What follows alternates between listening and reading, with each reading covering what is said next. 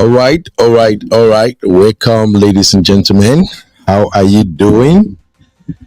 All right.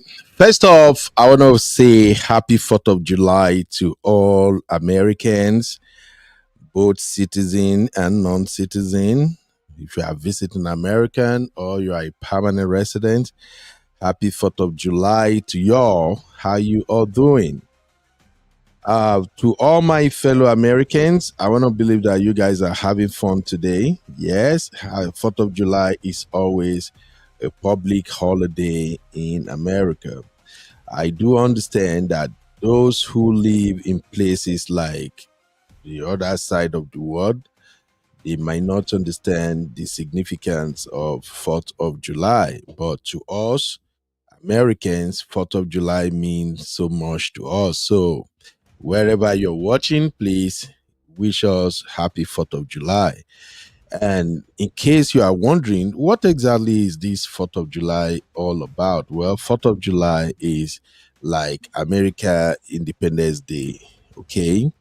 Let me see if I can tell you guys some stories about it. Just give me a moment here.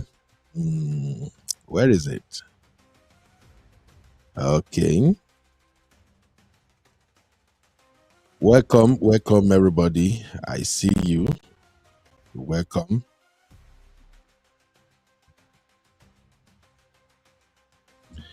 You're welcome. Please hit the like button as you enter the studio. Don't be a stranger. Okay. So I just want to tell you guys a brief history of 4th of July and why it's so important to Americans and friends of America. I think I can do that in less than 1 minute. But before then, let me share the link to my co host. Hopefully, she may be free to hop in the studio. My Simbi baby.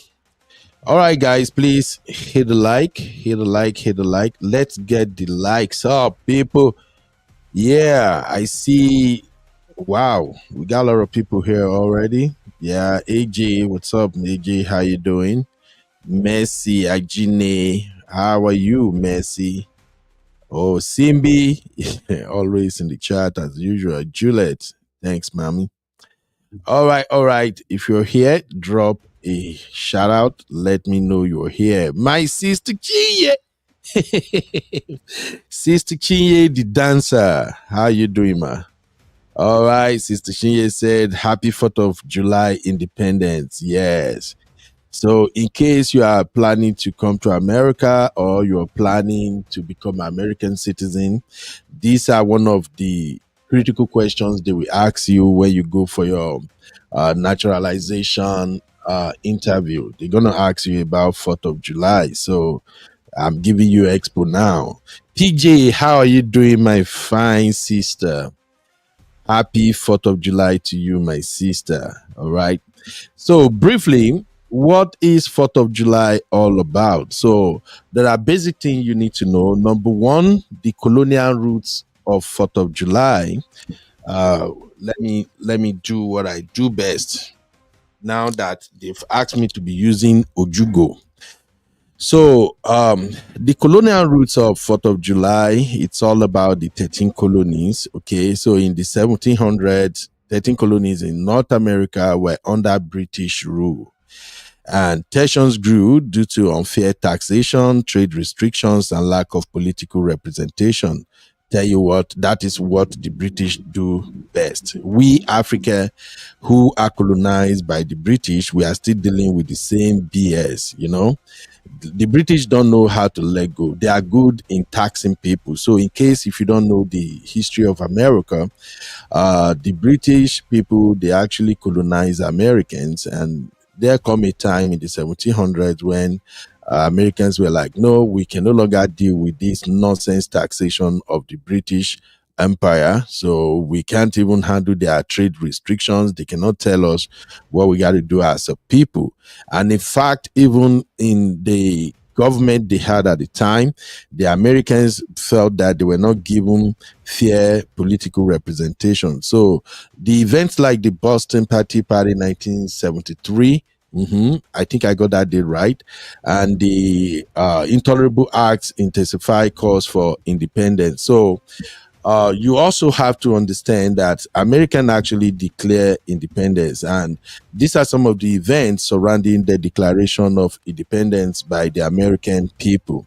On July 2nd, 1976, the Second Colonial Congress voted for independence from the British.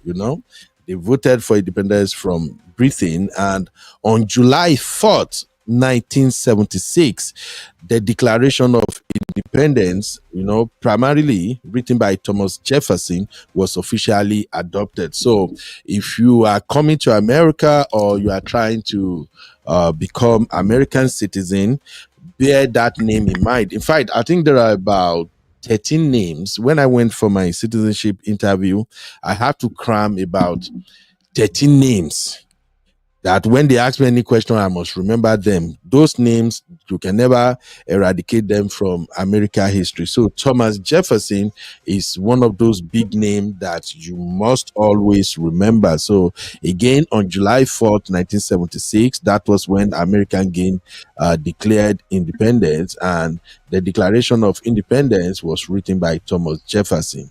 All right.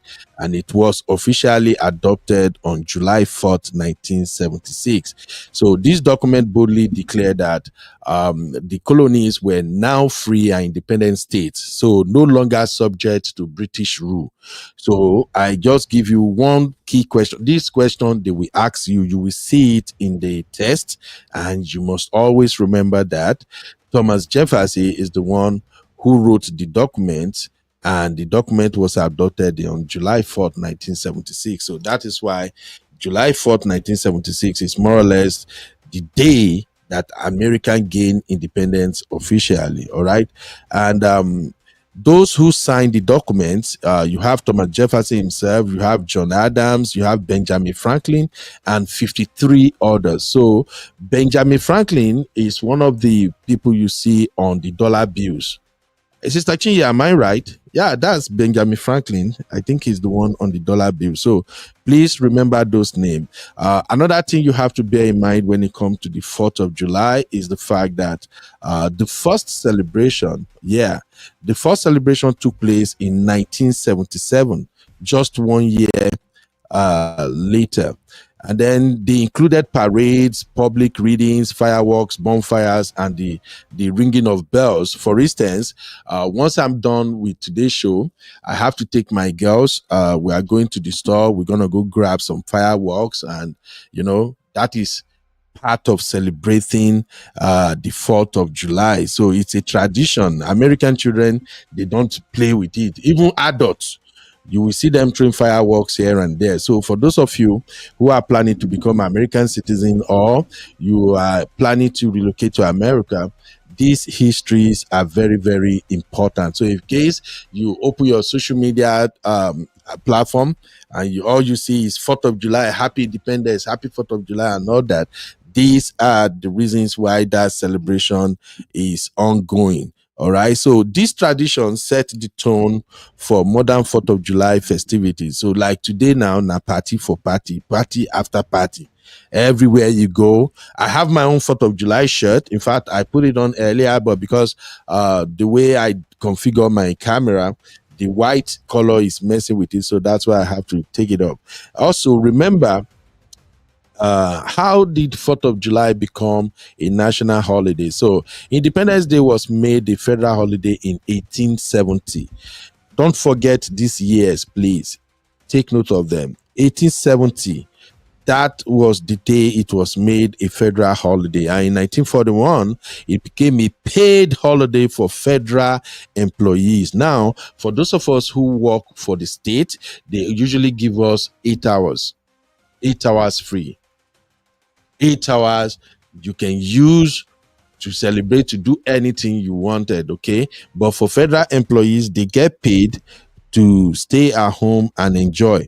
I don't know if they still do that. If we have anybody here who is a federal employee, please help us clarify that. So today it's one of the most widely celebrated U.S. Holidays, and is symbolizing freedom and national pride to all Americans. Now, there are some modern celebrations that they do in America right now. So if Americans, anywhere you go around America right now, you won't be surprised if you see people with fireworks shows, if they're having parades. I think Uncle Patrick shared one in the backstage in Uncle Patrick area right now. People have already lined up on the street and they are ready for the parade. I think I might show you the video shortly. You know, they do barbecues and family gatherings. So there are some people, there are some families that they haven't seen each other for a very long time. Today is the day they come together and they have fun. You know, they will have barbecues. They might gather in the backyard, singing, playing. So it's a very lovely day for Americans, you know. And then you're going to have patriotic music and speeches here and there. And you see people wearing red, white, and blue. I'm already on blue. Can we call this one blue? Green, blue. In case you haven't heard it before, I have green, blue on right now. Fun fact, okay? So John Adams believed July 2nd should be the real Independence Day, and Adams and Jefferson both they died on July 4th, 1826. They died July 4th, 1826, exactly 50 years after the Declaration, all right? And the Liberty Bell in Philadelphia is still rung every July 4th. So those who live in Philly, they would have heard the Liberty Bell rang this money. I hope you learned something from that brief history of the 4th of July. If you learned something, drop a 1 in the chat, all right?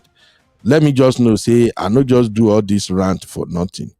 So if you know you have learned something, please drop a 1 in the chat, especially those who want to become American citizen. All right, this is Uncle Patrick backstage. Uncle Patrick shared the video of the celebration they are having in his street. Watch this.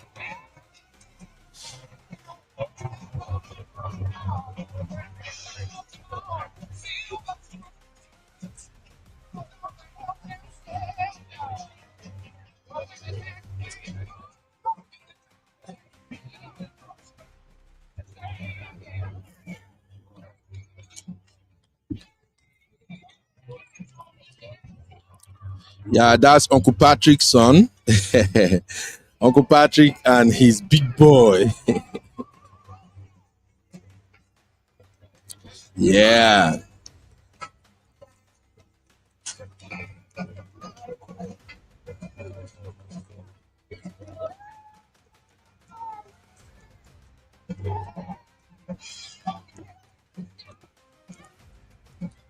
All right, all right.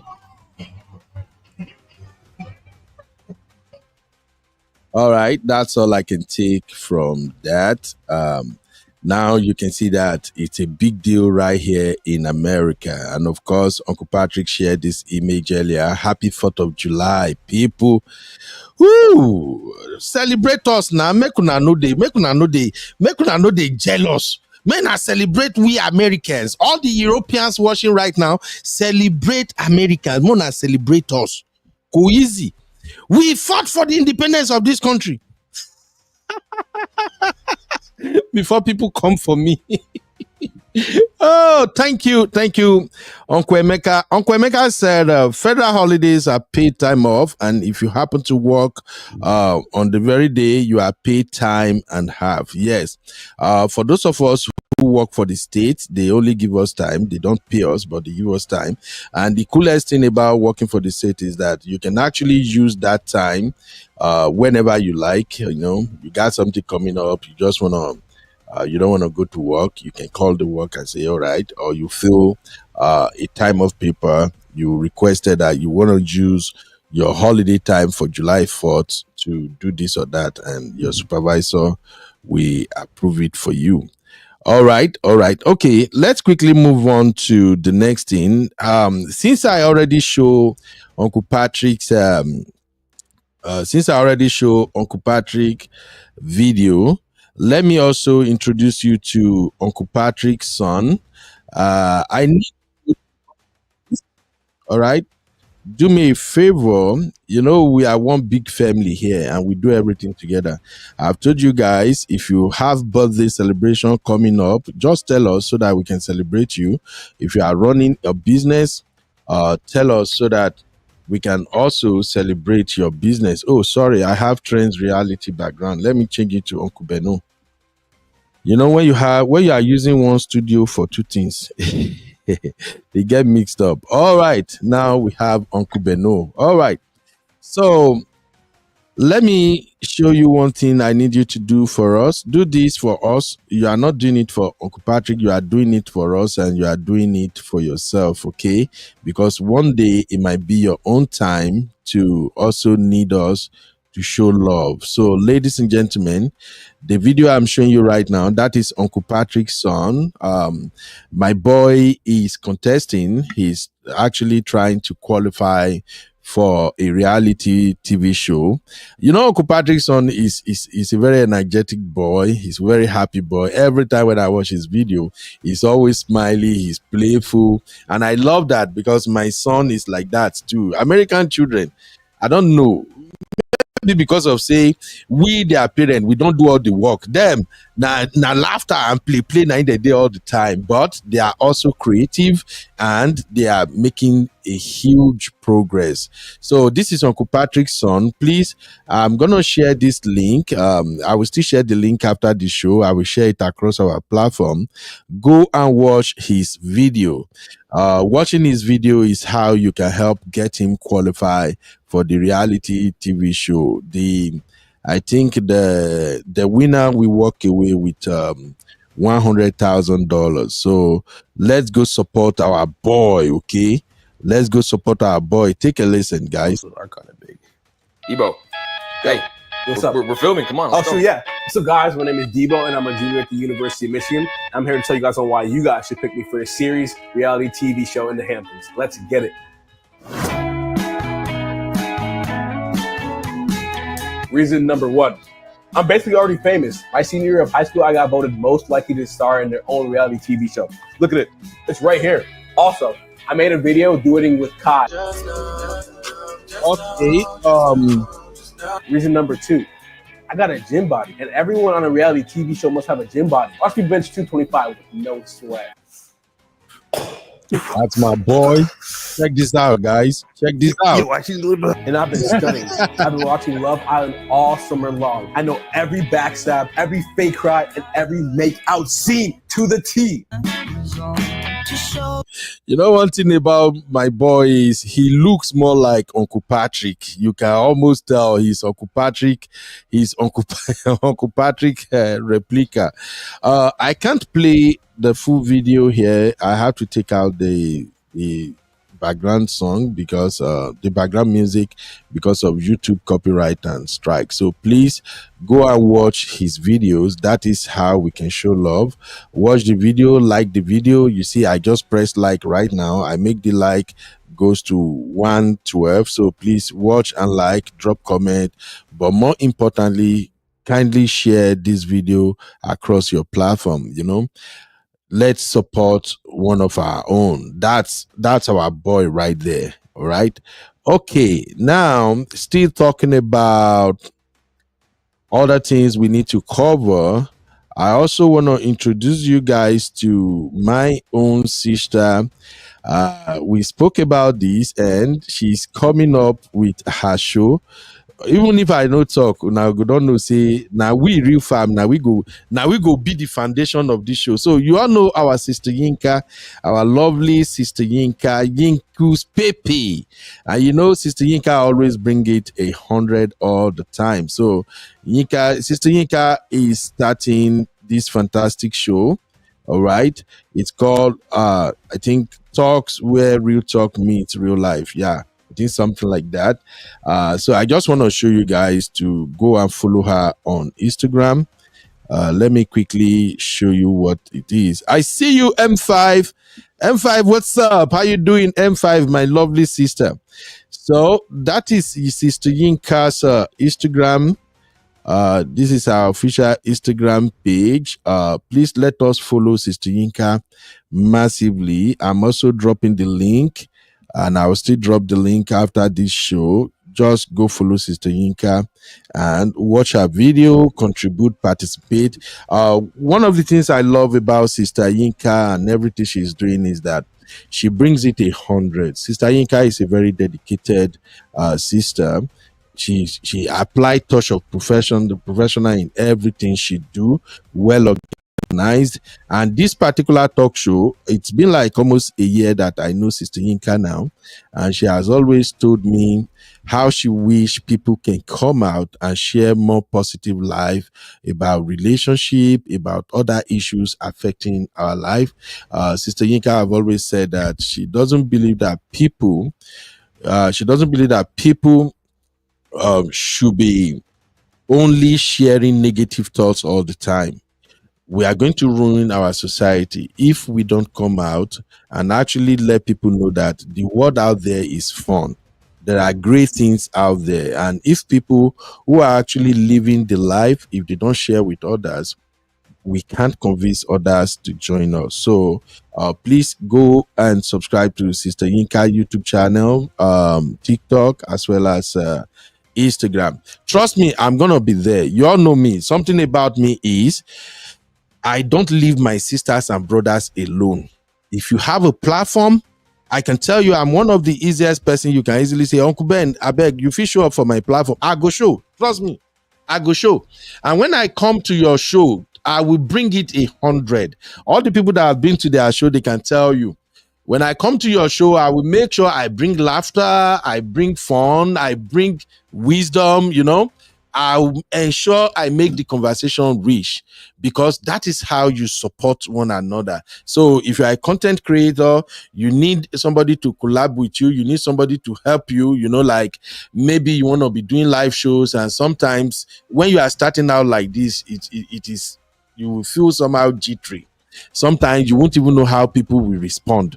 So if you need someone to back you up, just call me. So far I'm free.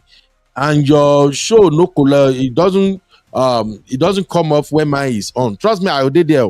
Another good thing be say I'm one of those guests you can have on your show that even when people are trolling him or they are throwing shade, it really don't bother me. And that will know me say I no go come tomorrow. That is how stubborn I am.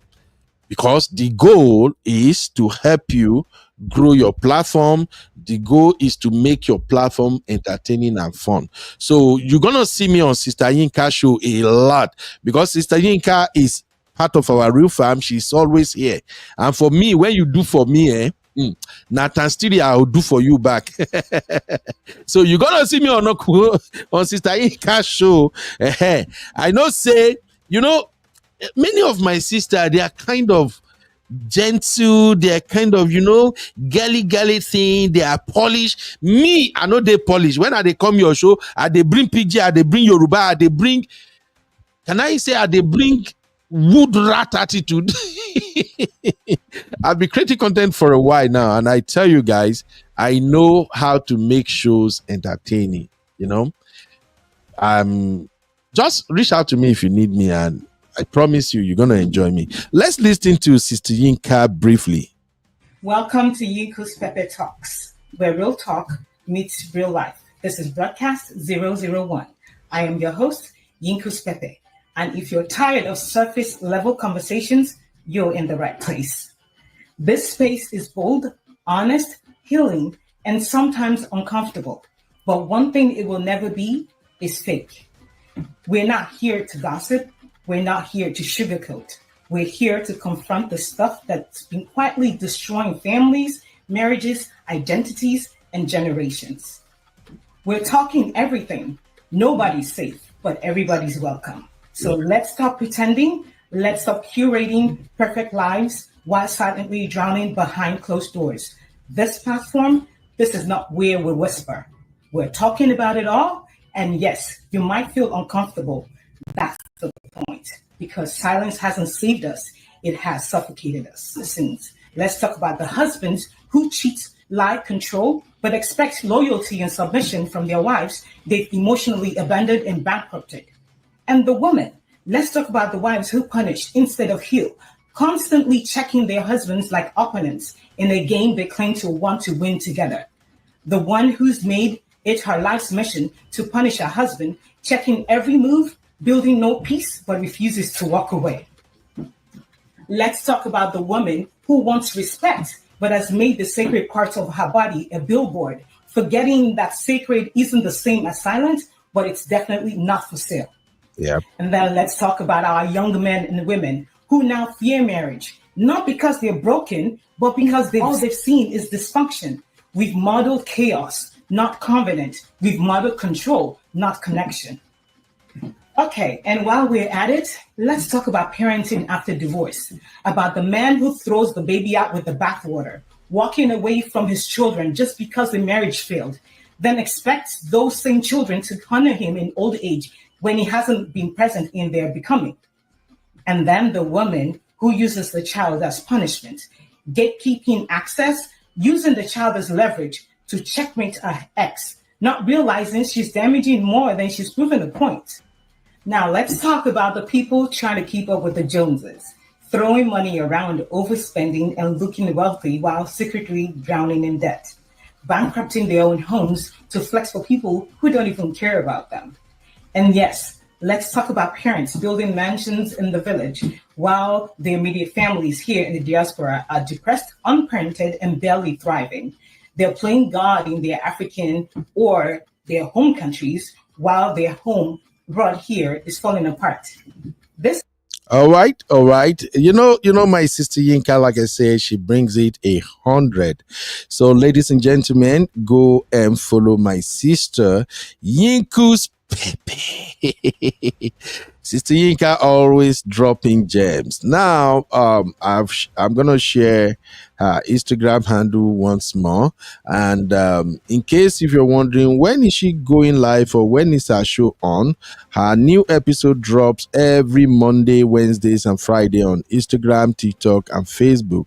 And today is actually the day she's gonna drop the short series. All right, so please watch videos every Saturday on YouTube. Oh, trust me, I'm gonna be there, yo. I'm gonna be there. All right. Thank you, Sister Yinka. We're gonna be there. We will support you all the way.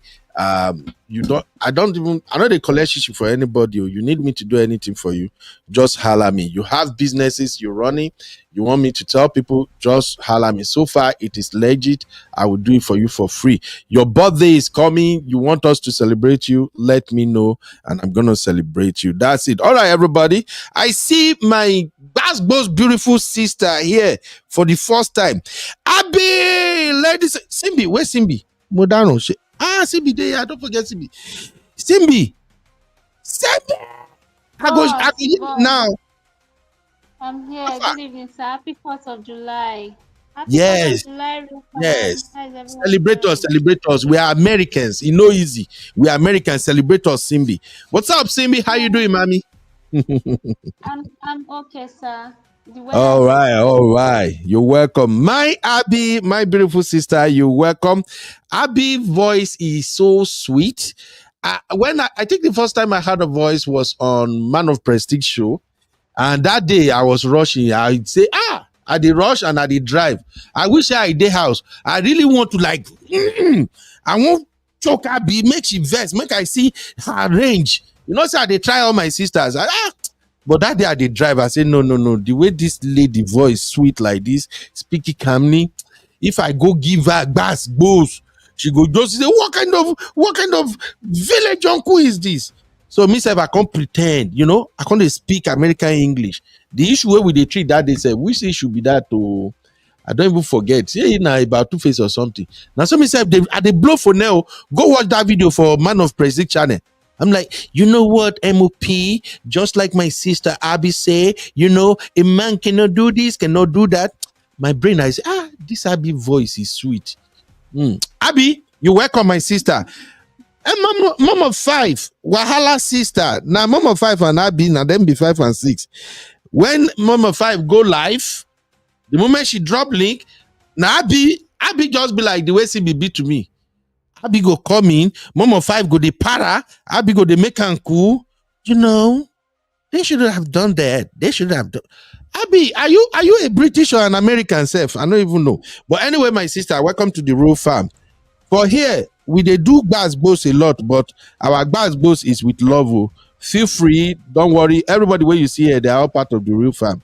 And all of us get wahala. So you welcome home, my sister. Mama Vibe say you for collect Uncle B. Say I know they tire for collecting now. I don't collect tire. In fact, if I no see that collect, my head no they correct. All right, ladies and gentlemen. Thank you, everybody. Happy 4th of July to all Americans and all Nigerians, wherever you are. Now let's go to today's conversation. We're gonna have this conversation. First off, I don't know, say old people that they get baby mama. So as part of our conversation today, we're gonna talk about Obasanjo baby mama. I don't know, say old people they get baby mama. That Obasanjo, it be like saying Obasanjo na him born Two-Face Idibia. So we're gonna talk about that. We're also gonna talk about Two-Face Idibia. A video surfaced where Two-Face was tying the shoelace of Natasha. And Nigerians, wait, they no go ever mind their own business. Nigerians have started dragging Two-Face again. Say, how dare you? How dare you tie her shoelace? Listen, people. I wear my wife's shoe. I tie my wife's shoe. I carry my wife's bag all the time. I don't know the problem with our people. Una today emphasize waiting no need to emphasize. Any day, my wife and I, any day we are going to a party or an event, and my wife wear heel.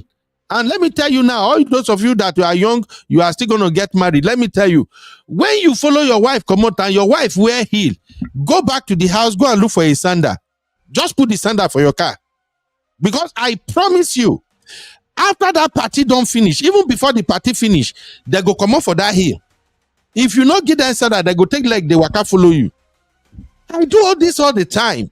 So na crime be that. I carry shoe for my wife. Once madam throw away heel, I don't pack her, I don't give her slippers be that. It's nothing new. When you follow your woman go shopping, your woman una go do shopping together, she is not expected to carry anything. Hello? You carry the bag. Why she walk in the front, shaking her bum bum? You carry the bag like a man. While you walk behind her. Una no know love. You people don't know love. We need to teach Nigerian men how love works. Two-Face tie issue. Dude is in love. Why not they drag him? Anyway, we'll talk about that. Finally, the reason I'm doing this show is because of Peter Obi. Yes. I've told you guys I am an obedient. And right now, it be like say all these jugunu, they are carrying my Peter Obi go where his leg no go touch ground.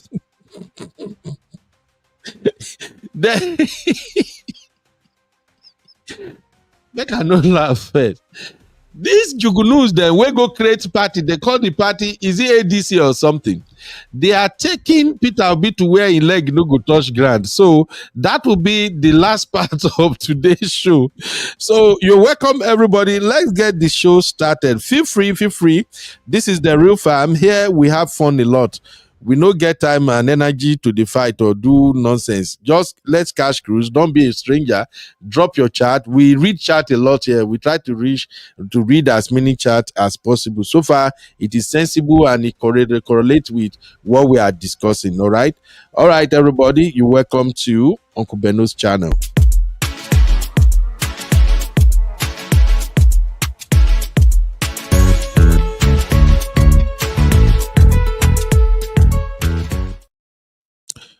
All right, let me take you to Easter Blog Niger. Now for Easter Blog, everything they happen. Easter Blog and Linda Ikeji. Hmm. God I beg you. Easter Blog, Linda Ikeji, Tunde Ednut. What other Nigeria blog do you know? Please tell me, because me, now for Nigeria blog, Nigeria, they see Aproko well. So what other Nigeria blog do you know? Anyway, I found this video on Easter Blog, and the video is circulating on Facebook anyway. And I think my ladies, they share it in our backstage. It's the video of Two-Face Idibia walking out with Natasha in what seems like a reserved place. Maybe it's an apartment. I don't know where this is. And then Two-Face was tying Natasha's shoelace. And now people are dragging him. So let us discuss that briefly. Simbi, my baby, let me start with you, Simbi. Oh, let me share the link for those who want to contribute. Please, when you come to our studio, here we are very, very respectful people because we have a lot of senior sisters and auntie on our platform, and we have a lot of professionals here too, so we treat everybody with respect. So if anybody come to the studio and they are speaking, if you don't agree with what they are saying, you can disagree with the topic, not their personality. We don't do call out. You don't call our guests out. You don't curse them. You don't just drop some nonsensical comments because of what they say. We don't do that. It's not allowed.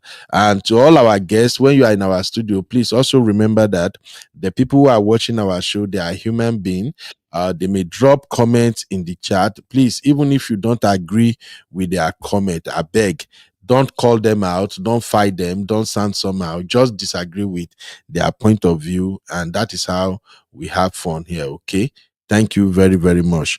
All right, let me start with you, Simbi. Okay, Uncle Dio is in the building too. Welcome, Uncle Dio. Simbi, let me start with you. I'll play the video briefly, but we've already seen the video, and I moved the video because of copyright. Okay. All right. So this is what happened. He was tying the shoelace, and Natasha was rubbing her hand on his head. That is love. I don't see anything wrong here.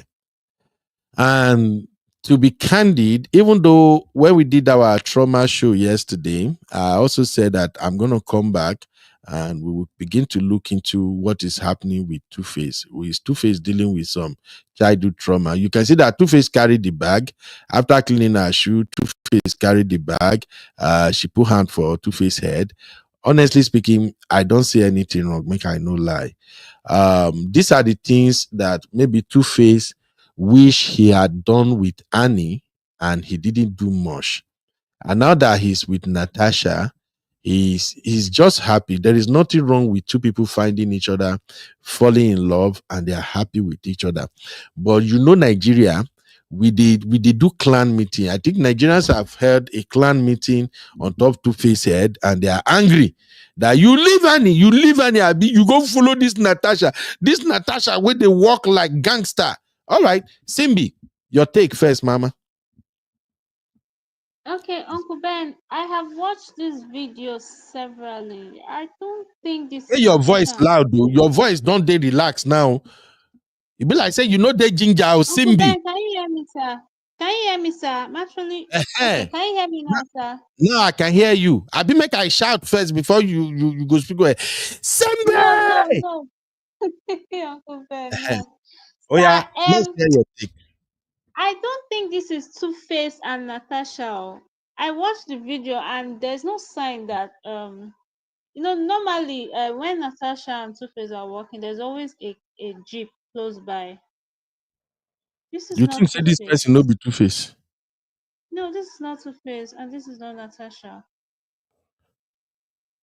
Yeah, Okay. I dropped a message for you. They just look alike. It's just like that Eh, guy. so maybe they are creating That content, right? yes, we have fake Davido and fake Chioma. Mm. Honestly, when you if you don't watch them closely, you will think it's Davido and Chioma. So we have a lot of them like that on the internet. Okay. So this is not Natasha and Two-Face. Okay. People just got it. Yes. Okay. But there's He's nothing wrong with what he's doing for her. Yeah, I see Hida is saying the same thing in the chat. Thank you, Hida. Hida said, look and where that is not two-faced. All right.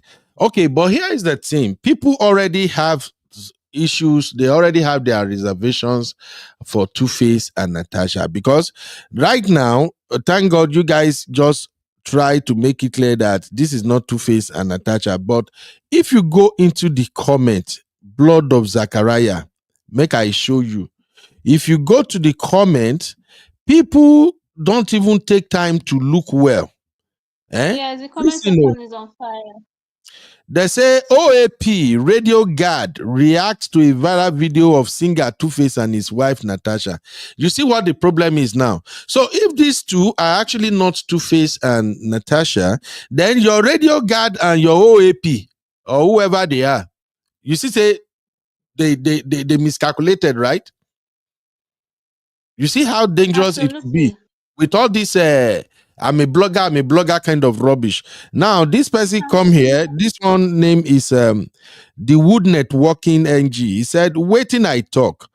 Natasha baby na the mother of all snatchers. Two mama tightly secured inside baby feeders. You see? Now they are calling Two-Face two mama. The same radio guard, I don't really talk about this guy anyway because I don't understand his content. The guy seems to me like somebody who is always chasing clout. We want to be relevant by force. He said he was two baba, now he's two mama.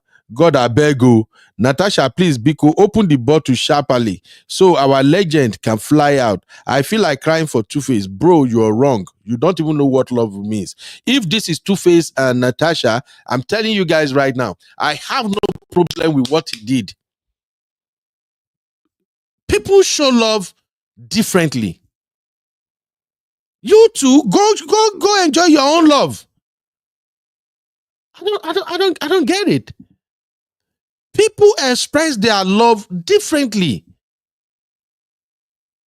You know, it be like one time, me and one of my guy, we got appointment. We need supposed to go somewhere.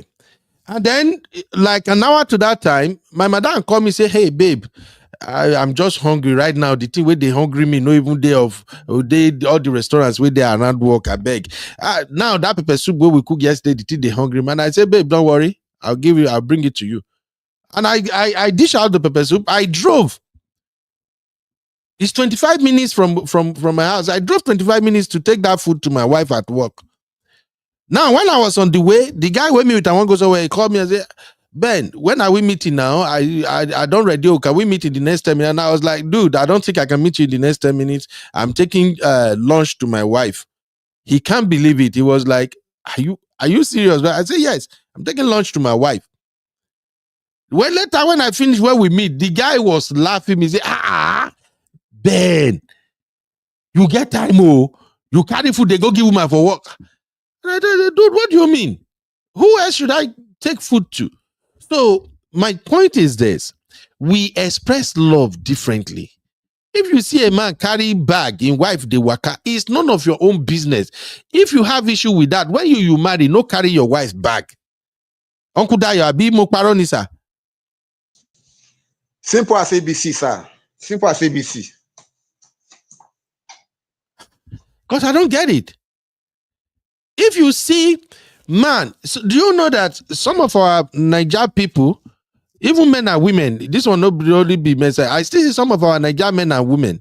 If you go party with your wife, and maybe while they dance on a they kiss for that party, some Niger people, they still look at you and your wife somehow like disgusting. Both men and women that they do them. They go make that now go become subject of gossip. Me, I kiss my wife every damn place. I marry Mosowo. I drop up wine, down wine. If I like, I stand for the center of a K market. I kiss my wife. If you get problem with that, when you marry, no kiss your own wife for public. No be wahala. How can when our people go learn? So all the people in this comment, they were dragging him. They don't even pay attention to know that this is not Two-Face. This person now say to come out to Baba from this bottle, na true wicked connection. Nothing. Look, let me, even initially I was thinking, oh, maybe Natasha did. No, Natasha not do anything. A man expresses himself where he finds happiness. If you listen to Two-Face interview, Two-Face has been the only Nigeria guy that is so consistent with what he believes. I don't know why people just can't respect him for his choice. Okay, make it day with Annie, make it day with Annie. They are not happy together. I don't know whether I'm making sense or Simbi. Because now your generation now they dissect and analyze everything. Simbi, do you have problem with if this person is Two-Face and he's tying the shoelace, you have problem with that? I just want to know. Absolutely not. Absolutely not. He can do whatever he wants. He can carry her on his head. He can choose to lick her feet. He can lick her ears. He can do whatever he wants. He can Right? even swallow her saliva in a cup. I'm good. It's not Right? my business. I have my own problems. Hey. Thank you, Abby. Abby said some people's love language is acts of service. I know even, yes, he said now the act of service where Dr. Adama Abi, Sister Chinye, they talk of this. I think Sister Natu don't talk of this one said before. Act of service, you know, say these days, ladies, when I get grammar to categorize everything. All I know be say person show love. Say showing love na act of service, Abi. It be like say to show love na it be act of service. Because Love language. She said love language, sir. real fam, let me tell you something. As an uncle, I don't gain anything if I lie to you. Whatever makes your woman happy, go do it. That is part of the series Uncle Dayo and I we are doing here. How to become a high valued married man. Whatever makes your wife happy, whatever brings the joy out of her, please go ahead and do it. If you really don't know the meaning of high valued married man, let me break it to you. It's all about service. It's all about treating your wife differently. It's all about going that extra mile for your wife and your children. And when you are consistent in delivering those quality service for your wife and your kids, don't worry, your wife will be doing the same thing back too. So far, she's a good woman. She'll be doing the same thing. Now, when you continue to do that, do you think people like to lose valuable materials? For instance, have you seen anybody they give gold? Which gold quality they the highest? Is it 14 karat or 35 karat? No man, no I know to know gold. Have you seen somebody that were given gold or diamond and they throw it away? That is why we say value. Gold has value. Diamond has value. So if you treat your woman right, you make her feel special. Even if now they get issue, the woman would think like, oh wow, the way my husband is treating me, nah, I ain't gonna leave him for nobody. The same goes to women. If you treat your husband the way he wants to be treated, if you recognize what your husband truly desire and you go ahead and offer it to him, he will never ever think of replacing you. That is what being a high valued married man is all about. Everybody has unique expectation. People have what they define as love. Take your time to figure it out. Right? Treat your woman specially. Make I tell you one truth now. I know they open car door for anybody. It's not part of me. But whenever my wife and I, we have an important function we want to go to, we are going to a party or we are going on a date. From the moment we open our door for house, Nami go open door for her to enter. Before I go enter drive. When we reach where we dey go, I go open door for her again to step out. Because universally, that is what a lot of women like. And it shows that, oh, when people even see them, say, oh, wow, he's treating her so good. So sometimes it might come like, I'm acting. Yeah. But I know that is the behavior that match the occasion. When we enter a restaurant, now me go pull her chair out. She will sit down before I go sit. You have to, those things matters. Just do things that make your wife happy. I'm telling you right now. Anything will make her happy. That's why it's good to communicate. If you don't know, ask her, babe, what do you want me to do? And you will be woman. Tell your man, hey, baby, I like it when you do like this. You might be watching a movie together and you see maybe the actors, they are doing something in the movie. And your husband, they your side. Tell your husband, babe, you never treat me like this. So a good man will catch it. We know that, oh, wow. So it be like, say, my wife like this thing too. Do what makes your woman happy. Now, when you do it and people are dragging you, now then sabi, they are not in your marriage. Don't pay attention to them. That's my take on Two-Face Idibia. Uncle Dayo, any last word before we move to the next one? And we're gonna take some comments too. Yes, sir. I just want to add to what you said, sir. Number one, I valued married man must always be intentional. Intentional in the way you treat your wife and always have a happiness on the top of your list. You must be intentional to know that my wife must be happy at all times and do things that will make her happy and that will keep her happy.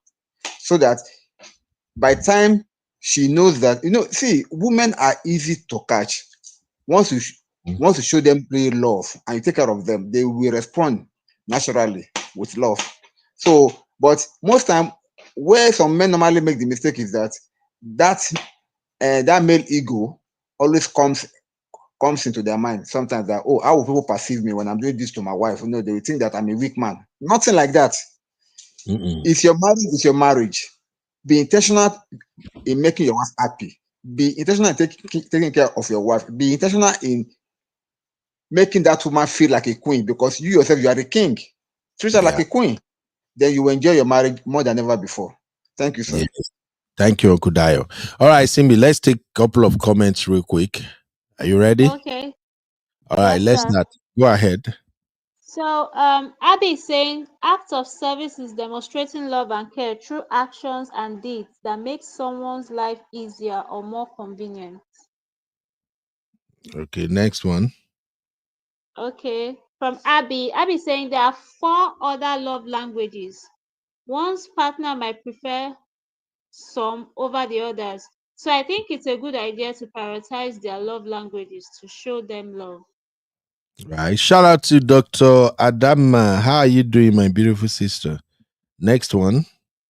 Princess Karen is saying to tell you that as a woman, being trampled upon and calling it love will take you nowhere. Set your rules and regulations. You miss yan, you retract 100%. All Who should right. react to? Next Okay, one. Sister Chinye. Katrina is saying some people throw away their precious jewel because they take them for granted and miss it when it's too late. Absolutely. Absolutely. And always remember that the woman you think is nothing, that woman will mean a lot in another man's hand. And the same goes for women. The husband you think that, look at this one, I think end up with this one self. Everything the husband is doing, you don't appreciate it. Listen, that if you were expecting the husband to do 100 and he's doing 50, and you don't appreciate, you see that 50 that he's trying to do, there are some women that will literally buy people in order to get that 50. I'm a consequentialist and I'll continue to say this. Just know that there are people out there that can do way better than you. So if you look down on your partner, to you, that your partner may mean nothing. But to those out there, your partner may mean everything. If you have this mindset, you will appreciate every moment with your partner and you will appreciate what they do for you. Now, if they are not doing enough, you talk about it and you move. That is how you build love, you build a home, and you build a happy life together. All right. Next one, Simbi. The next one from Dr. Adama. A high valued man should learn to tell the truth at all times, even when it will make your spouse uncomfortable. Wow. Yes, Dr. Adama, you get it 100. But high valued man also know the type of truth they should not talk. Uncle Ben, I was waiting for that. I was actually waiting for that. What? If I knew you were going to say, but can you imagine telling your wife, I saw a very curved bomb bomb? It was so round that was that's you being honest. But you're going to hurt her feelings. So no, no. no, no, no. That one is it all depends on how you say it. I tease my wife all the time. She tease me too. Uncle Ben, You know? no. Sometimes, yeah, I'm telling Okay. you, it all depends on when you know your partner, you know what they can take, what they cannot take. Dr. Say Adama, I be we videographer, are waiting for you in the studio. so sometimes when I go do coverage and I come back, maybe I come back, I'm like, babe, look, I go work yesterday, I come back this morning. Now you are supposed to wake me with massage, and she'll be like, I beg, leave me, I dey go work. I fit tease her. I fit say, when they worry you, the coverage where I go yesterday, if you see yansh, big yansh everywhere. What do shaka Whoa. for me? Big yansh No for wonder. everywhere. No wonder you like that song. Big, big things you will like. The big Okay. things Nemo Now like. I understand. So it all depends on your partner. If you know your partner, you know the kind of jobs and all that. But for me, the thing where I fit tell high valued man say no go no go admit to if you Hey, mistakenly fall inside pekus. can you imagine being honest about that? Ah, You're bros, going make to I sleep tell you on that. the couch for the Bros, next. no listening to Symbio. If you mistakenly fall for Kwekus, no confess. What? No woman they take that shit. Oh. But the Bible doesn't like liars, right? The Bible Don't says we worry. should tell the truth at all times. Don't That's what worry. Dr. Adama is saying. When we reach heaven, we go to handle that side. But for me, if you mistakenly fall on Kwekus, take that information to heaven. Uncle Dayo, what's your take on that one, sir? Uncle Breno, my wife is slapping me here seriously because this is one of the things that you have to apply wisdom. There are some things that you need to apply wisdom to tell your wife, and then you have to look for the right time and the right mood and the right atmosphere to do so. But if you are going to be 100% purely honest at all times, it may cause you bad boost once in a while. But if you understand, kind of, if you understand our own personal emotions, what she likes and what she doesn't like, even when you make a mistake in doing something that you surely make her angry, find a way of telling her in a way that she will not be that angry, but she will surely kind of understand you because there's no way both of you will surely do something that will hurt each other one of these days, and then you have to like talk through it and walk through it. Yes, So sir. that Let me shout out to my sister Gary. Every time my sister say I dey greet her. M5 say thou shalt not lie. No worry, M5. When we reach judgment day, we go first ask, Baba God, can I hire a lawyer? All right, Simbi, let's move on. Next comment. Okay. The next comment. This one is from Luke now. Am I supposed to read it? Boss. Yes, now, why would you read it? Okay, so Luke is saying my love language now correct banga soup with fresh Mm. fish and cow tail. Yes, And now. stash. This your Yes. and plenty, I, Luke. I, I, I don't understand this. Anytime we speak here, and especially Sister Natu, Sister Chinye, Sister Marriott, Misty, Honey Babe, Sisi, Didi, and D, they always have problem with understanding that a man love language can actually be food. Anytime I tell them, say my love language in our food, They go say, "Oh, Uncle Ben, you know, understand them. You need to know how love language." And be honest, my love language now food. How?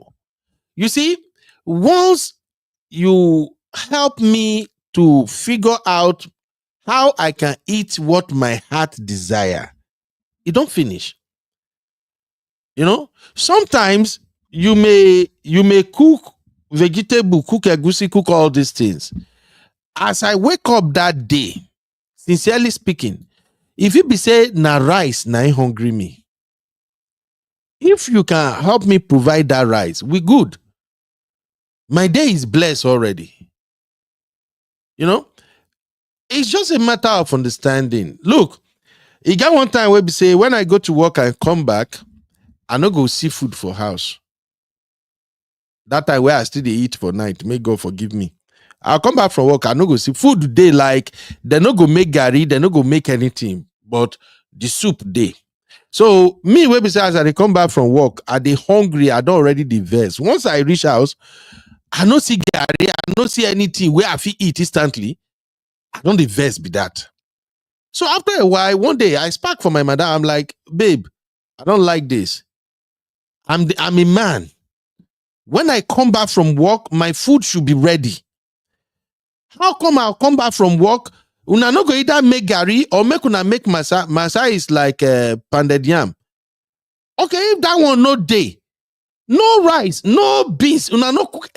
What then? And they become fight. So one day my wife told me that, what do you want me to do? There are days when before you come, I go don't do garri for you. I go don't wrap them. And then when I wake up in the morning, I'm going to work. I go see say, you no eat the garri. Now beans, now you go eat that night. So why should I waste my time? And we drag that thing. It takes us like almost 3 months plus. Now big fight. So when I come like that, she insisted she's not going to do anything since I can't make up my mind. So when I come like that, I know seafood, I'm already moody.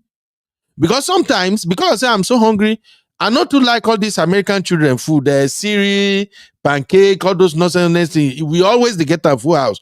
But because I'm hungry, if I go carry cereals, I pour milk, I eat them. I'm not happy deep down. I feel just enter house, go carry one duvet, go to my living room, just sleep for couch there. So after a while, we figure it out. Then she will call me when it's like around 7 in the evening. She will call me, hey babe, I want to go sleep. Oh, wait till you want to eat where you come. Hey, so I will say, maybe na rice I want to maybe yam and beans, anything, or sometimes maybe garri, or sometimes I'll just tell her, babe, I don't think I'm gonna eat, but thank you for asking anyway. We resolved the issue. When she was like, I hate make my food they waste, I'm like, let the food waste. You pay me, may you do the garri. I come, the garri no hungry me, I eat something else. Garri no they spoil. Now only go Then hold. The it's next not day, about the money. It's about the effort it that still was don't put matter. into making that food, Okay, and then Simbi. you waste it. Okay, this is a great conversation. Let's talk about this because I know there are some women who might be dealing with this too.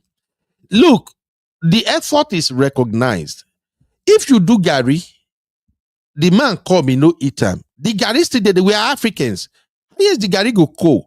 The next day, if the garri hungry the man, he go simply warm the garri, he eat time, case closed. You don't know what it feels like when a man come back from work and the food no day and he's hungry, especially a man that doesn't like to eat outside. So it's a big deal to me. That food can literally ruin my day just because to me, I feel like, okay, I'm doing all these things, providing for family, everybody. I really don't need you to do a lot for me. The only thing you can do for me that's very matter is this food thing. And by my nature, even growing up, once I eat what my mind wants to eat, I'm cool. So we have a conversation around it, and I'm like, babe, just look. Am I asking for too much? Do I stress you on anything? My weakness is I'm not good at cooking all these varieties. And besides, when I go to work, I come back, I'm exhausted. I don't want to come back and I don't see anything to eat. And besides, when I come inside the house and I don't see any effort that even let me just see the gari, even if I don't want to eat it. Let me see the rice, even if I don't want them. Let me just see that you put me into consideration that, oh, my husband go work, oh, he go eat when he come. I do this. It means so much to a lot of men. Una no go know, but I'm telling you. And for sisters that might be listening right now, check yourself. Is your husband really demanding too much from you? If you are lucky to marry to a man that doesn't ask you to do a lot, man is not bothering you that you should wash his clothes. He's not stressing you on anything. You see, that small things where he hold in high value, you just have to make sure you make provision for it. That's all. Case closed. Simbi, you get this or you don't get them. Because now they think say everything revolve around Una now. I don't know. Anyway, if you don't get that, let's move on. Next comment. Where the Simbi now? Next comment. Mom of five. Mom of five said, help us loud it though, because some men will say you are asking for too much when the man has not has no freaking idea how to please his woman. Whoa, okay. Why you laughing? Oh my God. Anyway, that's all we can take from Two-Face Gbasgbos. Let us move on to our next conversation real quick. This is 4th of July. Baby We are mama. just flashing cruise. Yeah. If I can find that baby mama video, but let's move on.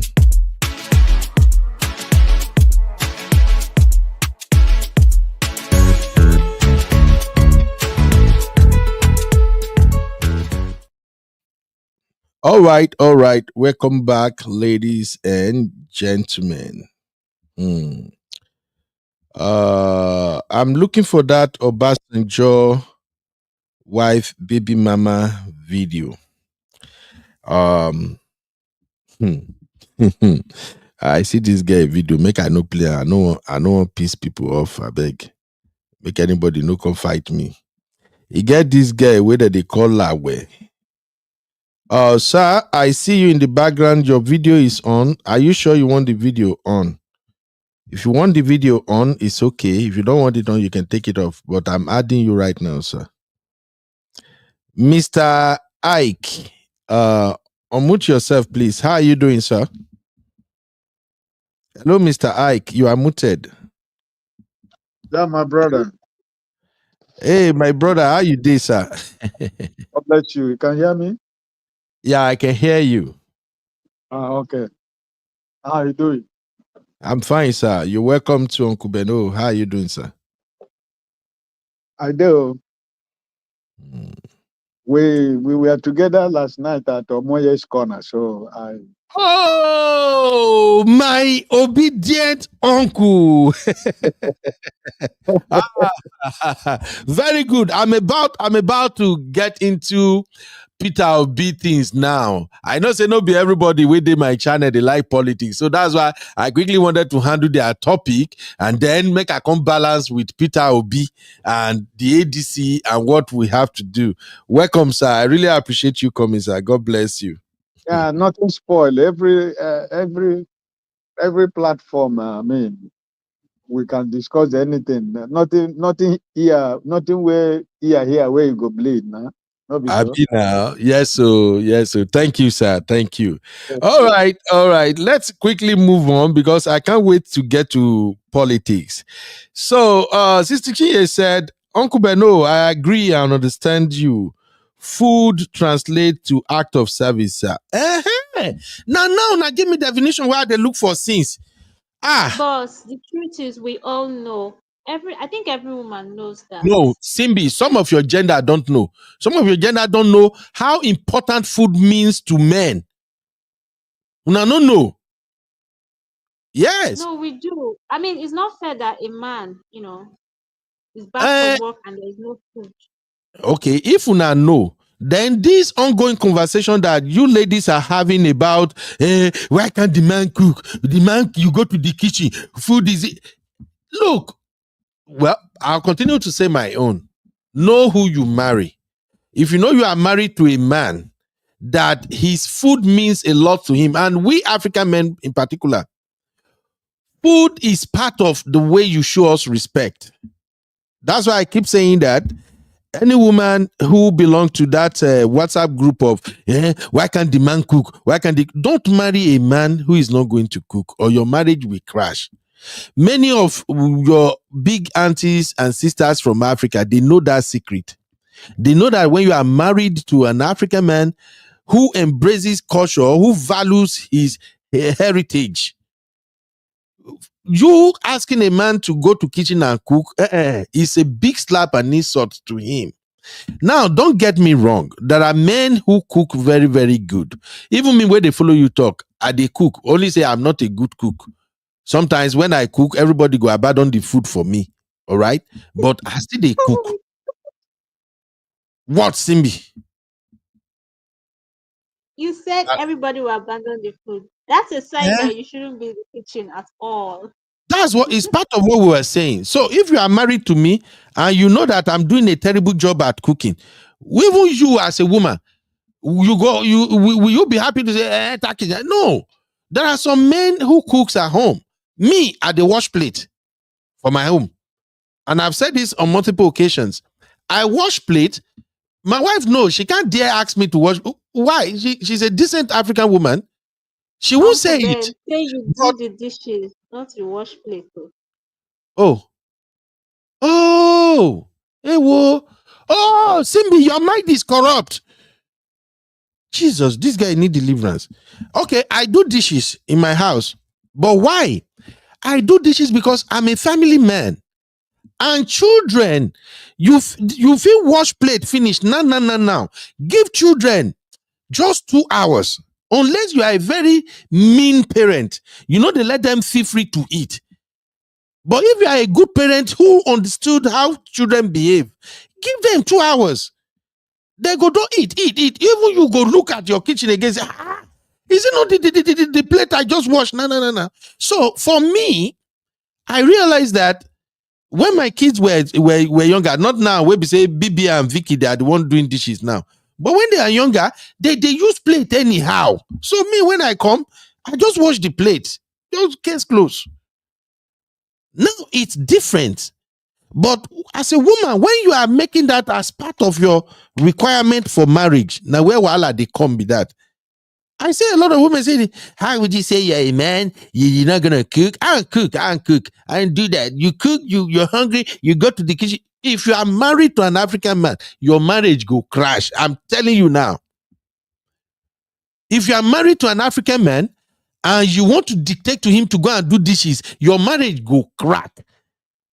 But Beno, can I say something about this? Go ahead, sir. I'm sorry. Go ahead, sir.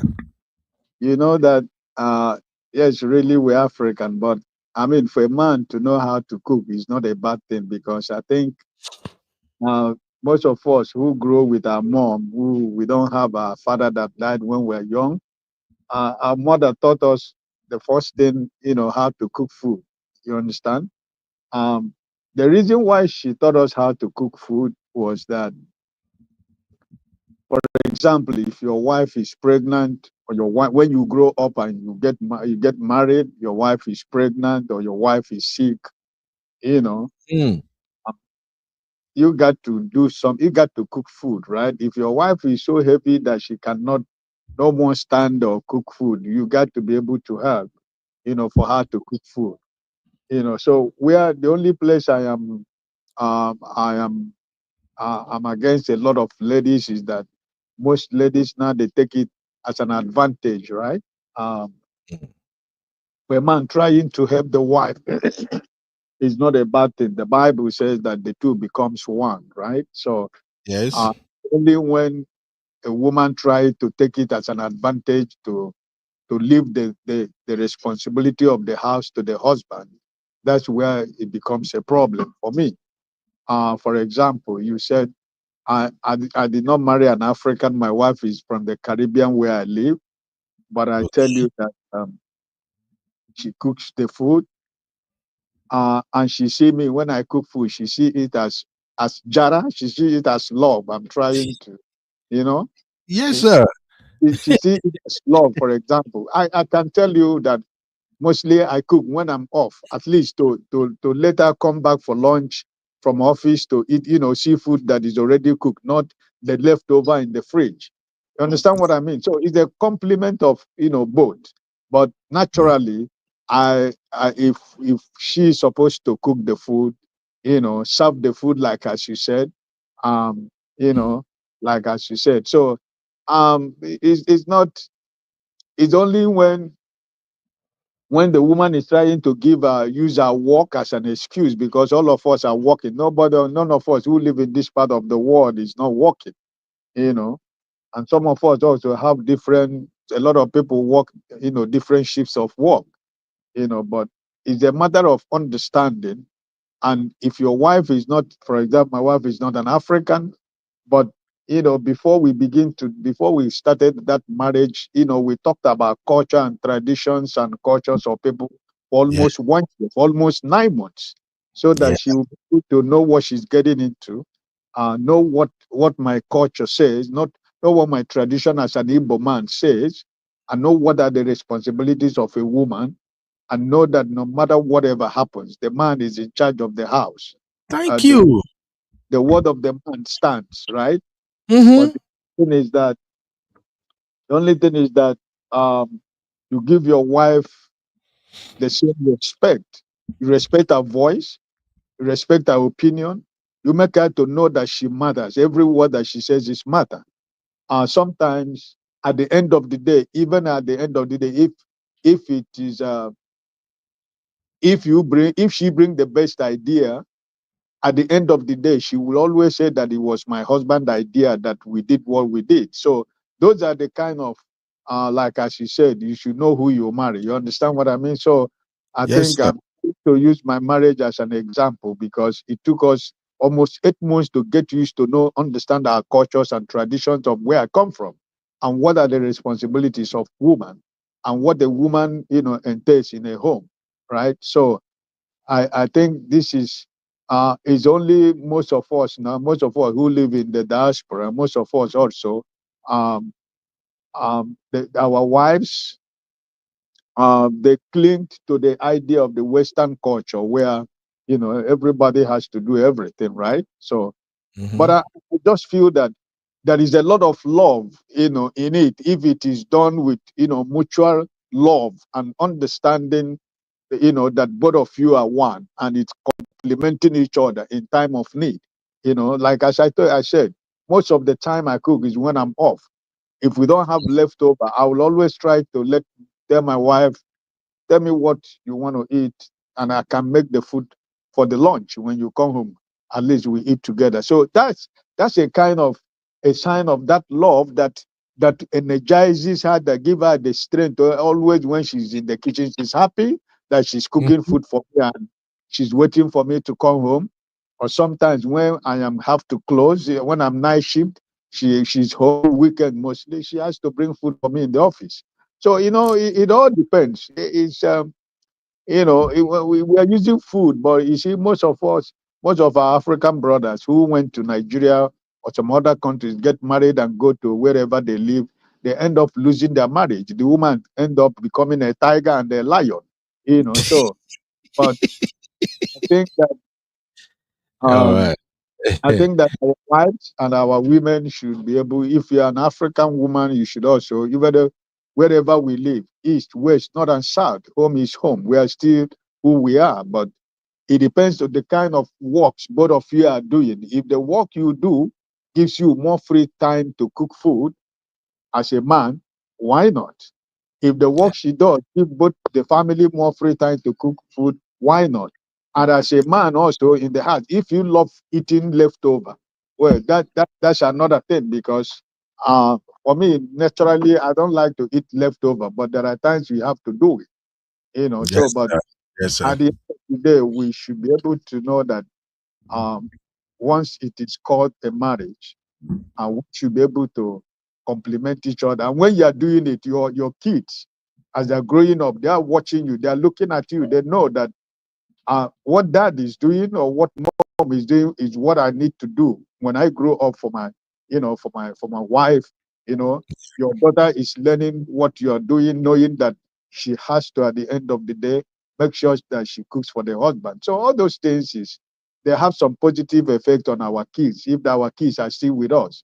But if Yes. they're gone, they have to live their life. So this is what I think about that. God bless you, Thank my brother. you. Thank you, sir. That's a very, very insightful one for a man who is married to a Caribbean and work it out with her. That is really good. Thank you, sir, for at least sharing your own experiences with us. God bless you very, very much.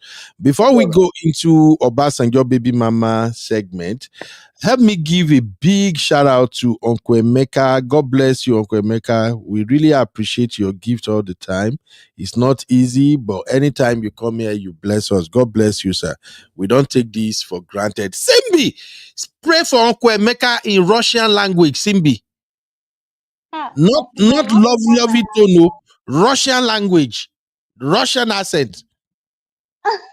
Uncle Ben wants to form my hand today. Hey God, Oh yeah, oh. now pray for Uncle Emeka. Yeah, girl. In Jesus' name. Father, we thank Amen. you for Mr. Emeka. We thank you, oh God. Wherever it is that you brought that money from, may your pocket never run dry in the mighty name of Jesus. And Amen. may you receive favor from men in Jesus' name. Whatever you're doing, I pray that the Lord will increase whatever it is that you're doing to make money in Jesus' mighty name. Amen. Amen. Thank you, Uncle Emeka. We appreciate you. Oh, Uncle Emeka said, Bro Ben, I'm a prophet. Uncle Emeka just call me Ben. You don't call me Bro Ben. I be Ben. I'm only uncle to them, Simbi and Co. I'm uncle to them, Simbi, because they don't go green, let me rest. So Uncle Emeka said, Bro Ben, I'm a professional chef and cooking is one of my passions. My late wife rarely entered the kitchen for 12 years. Oh, God. Oh, may her so rest in peace, sir. My late wife rarely entered the kitchen for 12 years. We were married. That was my debt, and my job schedule allowed me to do so. Ah, God bless you, sir. God bless you. You see, this is what we're talking about. There are some men who are really great. Department. Yeah, some men Yes, are really that was great my cooks. department. Some men are really great cook. They know how to cook. They know how to do everything. So it's different for everybody. That's why please know your person. You see Uncle Emeka now saying that cooking is not a big deal for him. And I know a lot of men that, like some of my friends, they are really great cook. They cook very, very well. Me, cooking is not my stronghold. I know I can cook I think cook stew. Yes. I fit cook local stew, I fit boil water, I fit cook rice, I can boil rice, I fit make tea, I can fry egg. But when it Uncle comes to Ben, those special food, I no what's going sabi. on? What happen? So you can't turn amala like Elero amala. No, no, You no, no. cannot I turn fit make amala. garri, I fit turn garri. Amala. Amala. I Yes, no fit it's do amala. easy. My amala they get cocoa. I no fit do amala. You But can I fit close turn your eye garri. and turn amala. I don't know why. Maybe na me they miss am from the step. Whether the way I pour the amala put or something. But I think on 2 occasions that I've tried to make amala before it get cocoa. So it's different for everybody. Uncle Emeka, it's good to know you are a chef. In fact, the day I'll come visit you for Atlanta, and I say I go chop tire before be that. Me, I like food though, you know. And you know what? You know one crazy thing be saying, those of us we know sabi cook well. Now we now we they like better food pass. Ah! one day I was in the kitchen. My mother was cooking shena insala soup, and the process and everything, it was taking too long for me. And by the time she's done like this, when I taste this, I'm like, Lord of Jesus. Now me carry and go hide for freezer because these American children, they will pretend say they don't like Nigeria food. By the time you cook the food finish, before you know, now so they go they bring spoon, they go finish the food. So when I see special food like that, I will go hide them. Anyway, thank you very much, Uncle Emeka. Thank you, sir. Uncle Ike, we appreciate you. Let's talk about Obasanjo's sidekick.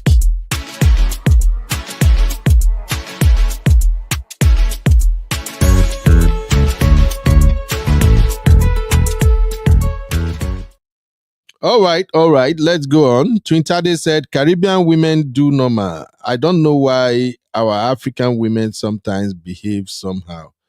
My sister, even we said we don't understand though. Oh, Sister Agnes, Ofe Insala. Yes, Ofe Insala. Olubu soup. Igbo get plenty all kinds of food though. They go cook some like this. Like if you try their bitter leaf at times, man. But thank God now I'm losing weight anyway. I know they eat like that again. But one time I think Madam won't take food, finish me. But God rescued me. Walk. Uncle Ben, All I'll right. be eating crackers and green tea. Stop God eating punish them. swallow. God punish devil, crack a call. Anyway, I saw this video trending on social media. I no pay attention, make I no lie. I usually go by whatever my girls they shared at the backstage. So until when I think Tosin shared this, either Tosin or Sister Tutu, somebody shared it, and then I click and I watch. And I saw this woman who was lamenting that she's Obasanjo ex girlfriend, a baby mama. I don't know how to describe it. Unfortunately, it seems like the auntie has stroke. It seems she's really, really struggling with something. And I don't know the bottom line of this story. Timbi, what's going on with Obasanjo and this woman? What's the story? Okay, Uncle Ben. So from what I heard, she said she had the baby for him, and then he was not present in her life. But the part that actually that made me laugh was where she said that when she had the stroke, OBJ only sent her 25,000 naira, and that was it. It clocked out. So Okay. So that's the story, right? All right. So according to what they said this is coming from her. I am ex Nigerian President Obasanjo's baby mama. I dated him for 20 years and have twins for him. I have stroke now. He knows and he has only given me 25,000 naira twice. Nigeria elderly woman cries out. Now, I pray that God heal her. I pray that people come out and at least give her support. But already from what I read now, I already have issue. Issue number one. Why did you dated a man for 20 years? That's first question. Why are you comfortable to be the sidekick, a be side hen, or side chick, or mistress for 20 good years? Number two, why did you have babies for him when he's not officially married to you? Number three, Obasanjo, I grew up to get to know Obasanjo. Obasanjo has been Nigeria head of state in 1979, and later Obasanjo became Nigeria president from 1999 all the way to 2007, right? All these years, in fact, let's focus on the 20 years that she mentioned. These 20 years, what were you doing? How can you hang around a man who is very influential and rich and you couldn't find anything for yourself? Okay. The twins you had for him, did he rejected them or he took care of them as his children? What are they doing now? Lastly, this outcry, what is it for? What is the purpose of this outcry now? Because for all I know, Obasanjo is a kind of man that, besides the fact that he's a great leader, for to me, I think. Oh, thank you, Mama Five. Mama Five sent me a link. Thank you, ma. So I think Obasanjo is a great leader, but I don't think Obasanjo is a great dad or a great husband. Pardon me, that's just me looking in from outside. From Obasanjo's body language, from all I've seen this Baba move, it doesn't strike me like a man who is a great dad and a great husband to any woman. And the way Baba is moving, I think Obasanjo is around 100 years old now, if not over safe. But I think it's around that corner. coming out to cry now, do you think that will have any impact on him? Obasanjo is not somebody that social media outcry can sway his decision or his intention. I'm just speaking. So I will play the video briefly and then I will go to the one M5 sent to us now. Let's take a listen. For 20 years, so you are the one that I must be foolish. Tí mo bá lọ ṣe, mo someone of courage mo be. Education wọn nursery, primary, secondary, post primary kò ní kọ́bọ̀ sí o. Torí ó wà unplanned. Jọ jókòó sọ pé bóyá ẹ máa bímọ fúnra. Ìtumọ̀ ọ̀kan tó ń sọ nìyẹn. Yeah.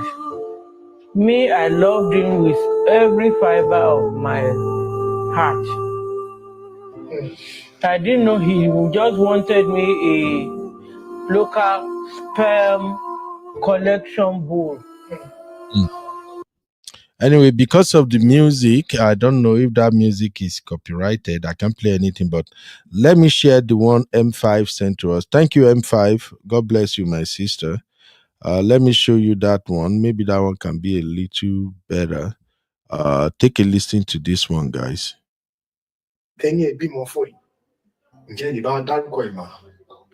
Olúṣẹ́gun Àrẹ̀mú Fájìmí Ọbásanjọ́.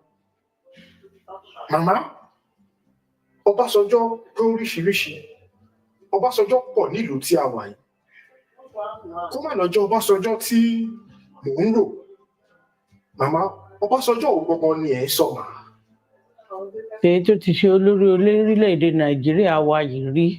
All right, so what you were saying. Nígbà ológun àti ní ìgbà alágbádá. So the interviewer is asking her, which Obasanjo are you talking about? Because there are so many Obasanjo. So the mama just said that it is the Obasanjo who is the head of state, who has ruled Nigeria both during military and during democratic administration. Now, because the video is in Yoruba, it's gonna take us a lot to listen to everything. And besides, it's on another YouTube channel. Per my policy, I don't like playing other YouTubers' video on my channel. I may just play a little portion of it, but I usually encourage people to go and watch the full video on their channel. However, what we do here, thank God, we have a Twintade now. Twintade is our storyteller, so Twintade can adapt the story into English version, and then we can post it here so people can actually hear the story in English translation. But basically, what the woman is saying is that, thank you, M5. The woman claimed that the family never liked her, and she said she really, really loved Obasanjo so much. And then she had baby for him, and Obasanjo did not take care of the baby, according to what I heard her said. So that is the issue that is out there now. Sister Chinye say he don't reach 100. Well, officially, Obasanjo is 88 years old, but you know Nigeria now, most of them don't go by their real age. But as far as I'm concerned, 88 and 100 is very close. It's like you are living extra overtime safe. So that is what is going on. The M5 also said she claimed she had the pregnancy as there was no agreement that she was going to bear him kids. All right. Simbi is saying Obasanjo was good to our first lady Stella. Forget that thing.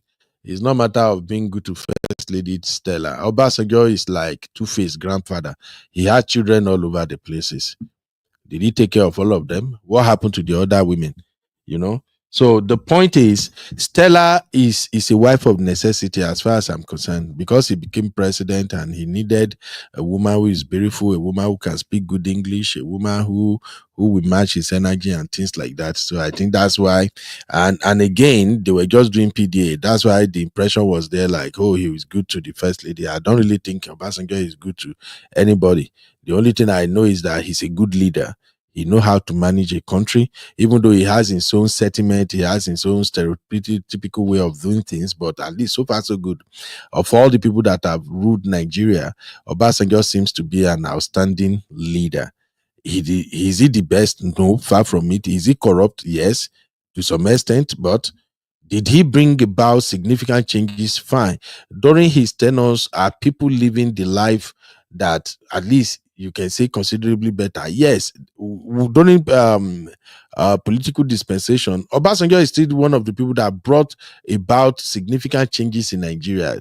The phone call we are using today is because of Obasanjo, you know. So he, to me, to some extent, is a good leader. But when it comes to being a father, I don't think the Baba do good. Although I've seen some of his children that are really doing better, but with everything that Baba has, I don't think he's a military man anyway. You know how military people do everything, even in love.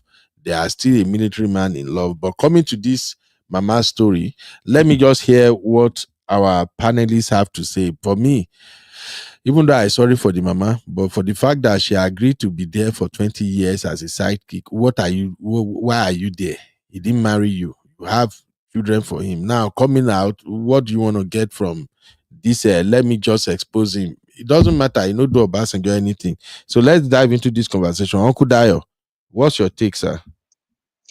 First off, sir, I would like to sympathize with the woman because it took a lot of courage to come out after all these years. I want to believe when this thing happened between her and the ex-president, those children will have grown by now. Possibly they too might have had their own children or something.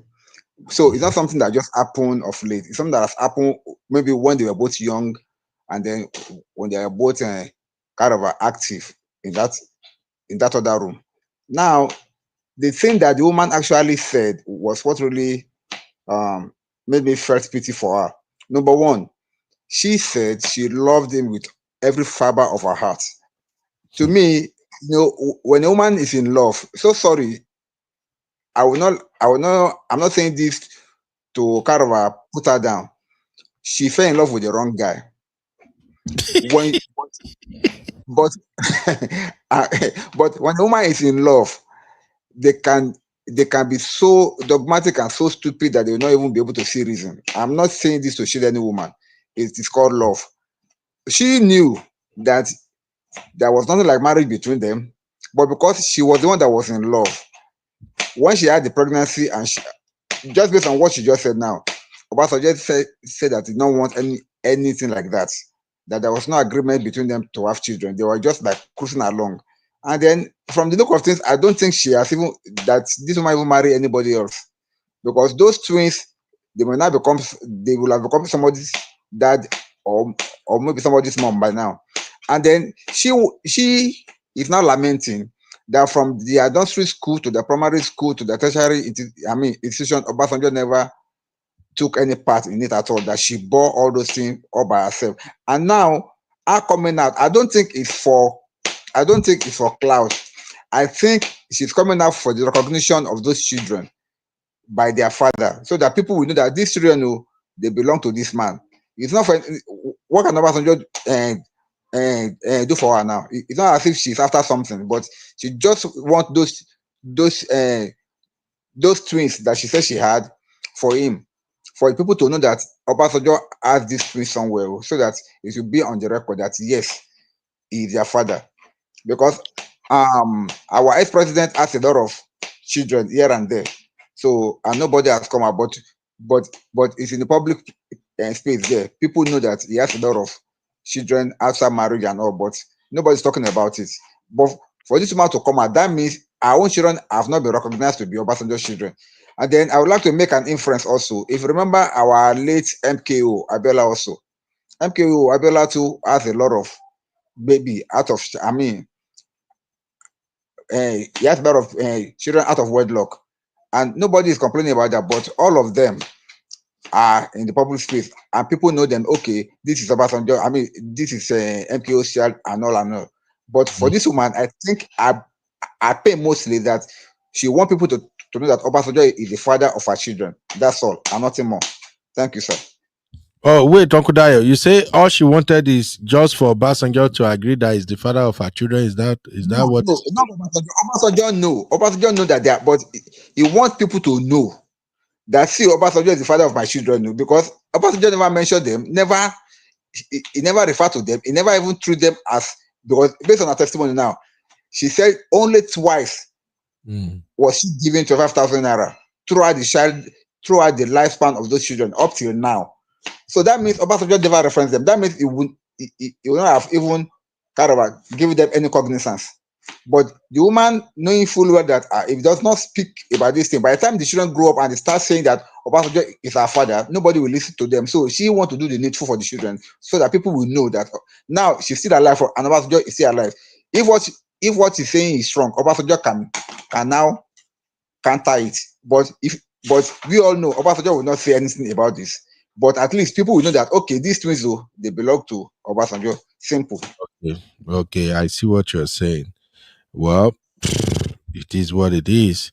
And this is what I do tell women. There are some men that when you mess with them, even though you bond for them, they don't care. They're not gonna look back, especially those older men, them they won't run ya anybody.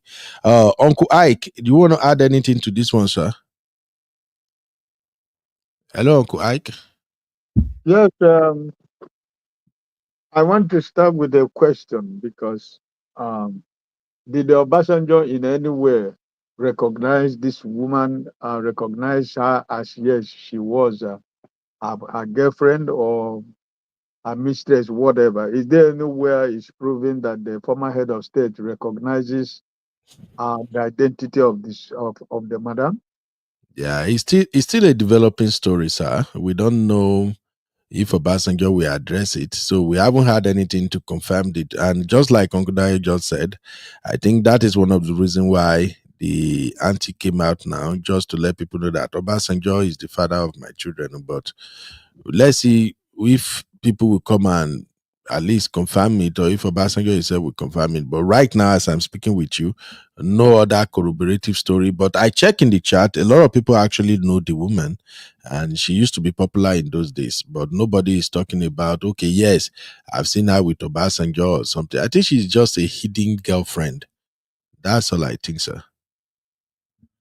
Okay. If for me, if she is a hidden girlfriend or a hidden mistress, everything then that took place is hidden. Um, it was to be kept not in the view of anybody. She should be able to see it that way because um, I'm not trying to question her credibility, Mm. but also I am trying to question her judgment of being a mistress for 20 years. Was she there because Obasanjo was an important person in the society? Was she there because of fame? Mm. And if she's there now telling us that the kids that came out of the relationship that our former president has not taken any, has not done anything for the kids or have not recognized the kids or whatever, Mm. it's hard to tell, my brother, because we need to hear from the side of our former president. I do not want to judge him for, if really all of us are Nigerians and African, we know what the life of politicians and the life of millionaires and those women who claim to love them. Mhm. I feel that 85, 90% of them is not, they don't love them, but they love what they bring on the table. The financial love is what is involved. Because if you know that Obasanjo, as the president of Nigeria, and the most populated black nation in the world, and being a former general, being a military officer, being a military head of state and a civilian head of state, I Mm. mean, in his circle is, you know, it can get you so many things. So we like as you said, I would like to wait to see more information. But the woman, the madam also has a lot of questions to answer. That you can't be a secret lover for a man for over 20 years, and you are not getting anything out of that relationship. Mhm. Getting anything out of that relationship. the man in question did not recognize the children. And it is now, like the first speaker said, these children also probably now, maybe they have got married, or they have children also with, because I don't know actually when and for how long this thing happened, and how many, what is the age of the madam right now, because our president is almost going to 100, if I'm not mistaken. So it's a kind of what most of African women who are flocking around personalities. They are not really love. It's about the material and the financial gain, or the Yeah. security, the thing that they will get from such relationship. The protection they will have in such relationship. There are so many things you can. I really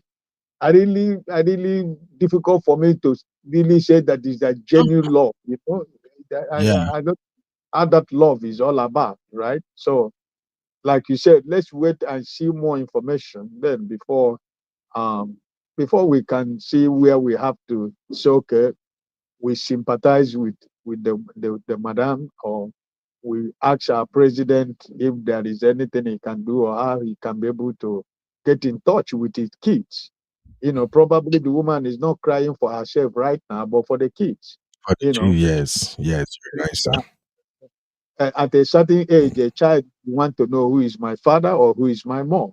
So I think if the woman is really disturbed, it's not probably because the former president is not giving her money, but I think maybe probably the pressure from the kids to know who is their dad, that kind of stuff. So I want to wait next time to hear what actually is more information comes out. Yeah, thank you. Thank you, Uncle Ike. You have a very, very good point. I see you, Abby, AJ, Luke. I see all your comment. For instance, Luke says, CB, come and read this comment. Let's get this comment down real Okay. quick. Yeah. So Luke is saying, which name which name the children they answer until them big. If them they answer OBJ name, then them don't they ask questions about their father and she don't tell them true or false. Okay. Okay. Next one. So AJ is saying her case with Obasanjo is a normal case with the military guys. They keep side chicks and babies everywhere they serve. This is where It was the this is case where of I my need in-law. B-Flex. B-Flex should be able to tell us about this, because it be like B-Flex they live for barracks or something.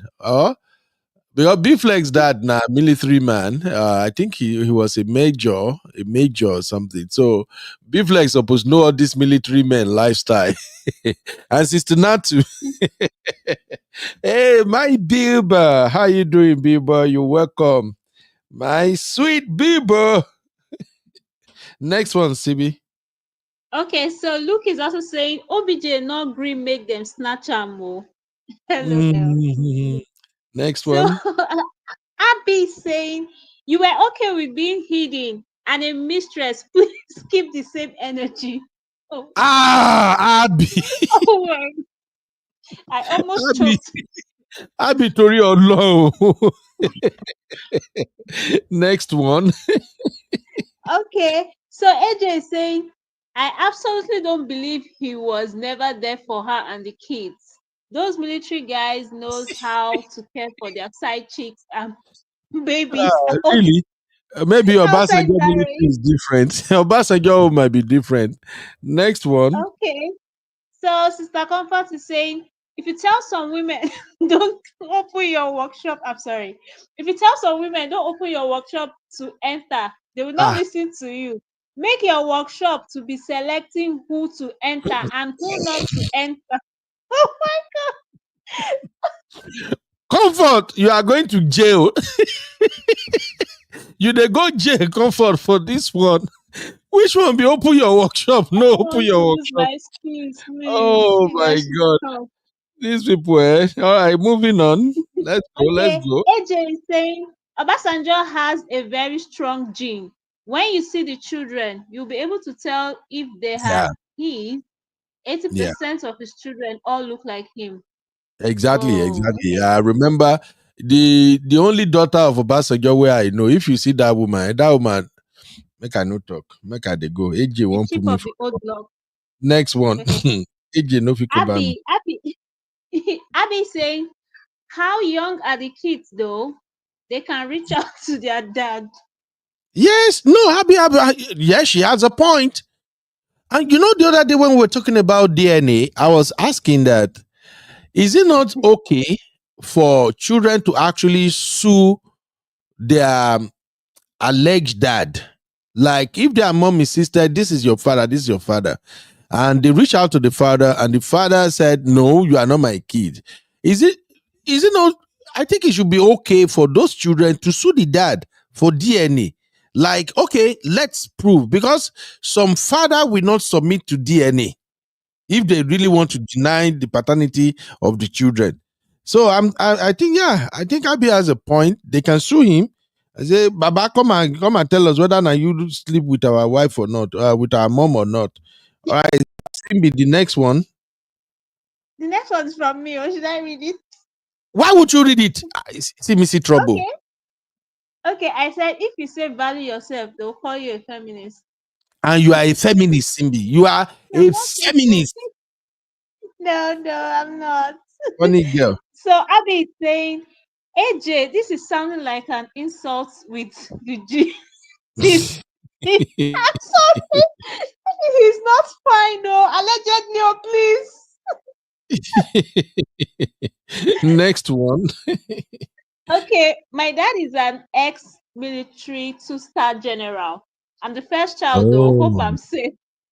Oh, your dad is a military man. Abby. Ex, daddy, I'm tired.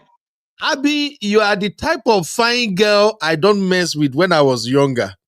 I don't know. Now, Once so I discover, say, one guy, papa na soldier, Motilo, I don't run. No. And you are so beautiful, Abby. Hey. Hey, whoa. Abby, not they tell guys say your papa na military, because there are some Nigerian men will be like me. When we hear say your papa na soldier, we go run. We no one mess around soldier picking at all. Because soldier picking self una too do. If person begin date una now, if you don't they reach like 1 year now, una go say, okay, babe, where is this relationship heading to? If we dare tell you guys the truth, say actually, baby, I don't think this relationship is heading anywhere right now. You go report us to your papa. We don't want chop cane. Okay? So Abby, it's good to have you as a military daughter's friend, but I dey fear. I know they mess with military people. One girl, when I still dey college, I go mess with that girl. Next time I see say in papa na soldier, and to worse, in papa na he get how we dey call am for my own language. Recruit. Now recruit we they call them. That's the local way of saying now just low level military man. You know those one they just hired that just joined the military. They has no rank, so we they call them recruit. I was messing with the guy. I messed with her just one time before I found out saying Papa na soldier, and then in Papa na recruit. I run. I don't even go back again. Uncle Because Ben, those you're things lucky are you didn't get her you. pregnant. Ah, You for pregnant. collecting frog dog. Hey, I go enter ground before. Simbi don't even go there, Gary.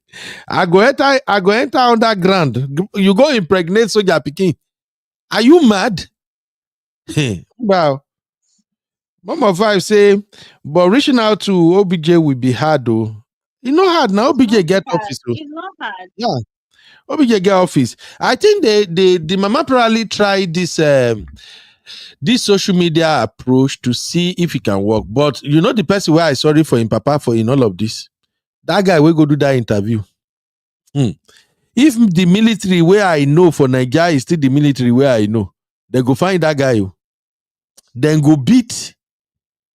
Unless Obasanjo don't, Obasanjo goes around with Bible now. He's saying don't be pastor. So, but if not the military, Nigeria military where I know, now that person will do interview. Even where we post and say we go collect. Oh my God, Sister Chinye, wow, now they laugh now. Oh, I read more Mama Five. Mama Five is saying Uncle, she must tell them so the guys can come and correct. Yeah. Mban.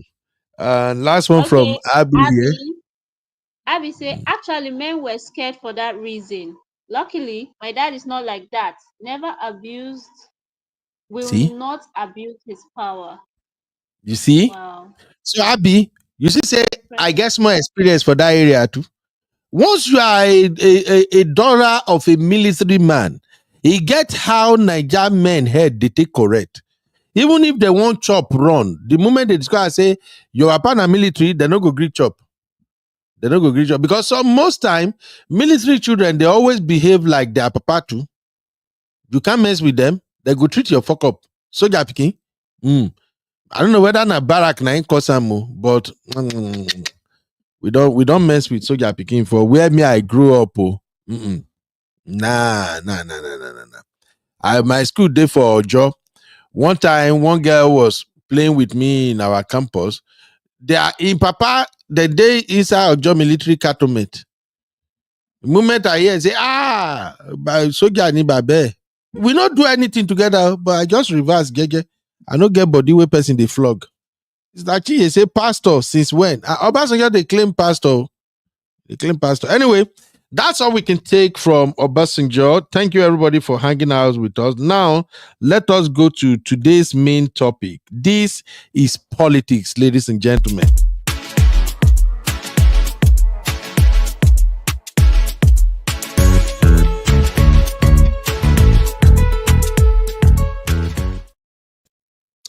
All right.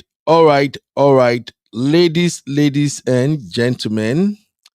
I don't know if you guys are following the latest development in Nigeria, but let me welcome you guys to the latest political party in Nigeria. The party is called ADC. Now, make I no lie, I don't know the full meaning of that ADC. Me, I know you like to lie. Uncle Dayo, please, what is the full meaning of ADC? Because the reason I don't know is because I don't like Atiku. So anything where Atiku is part of, not be say I don't like Atiku as human being. I just don't vibe with his political ideology. So because of that, I wasn't following anything that has Atiku in the midst. I'm just like, hey, forget it, I'm gone. So Uncle Dayo, waiting be that political party be the name. ADC means Democratic Coalition, but I like the definition of look more. African dead. That was the quote that he put in the comments. Africa dead something, but I didn't. Criminals. But that really means African Democratic Coalition. Yeah. ADC. All right. So let's get into this conversation. Please, I encourage everybody to participate in this conversation because we are all for a better Nigeria. And if we don't get involved in the political processes, we're all going to be left behind. So, in case you don't know what is going on right now,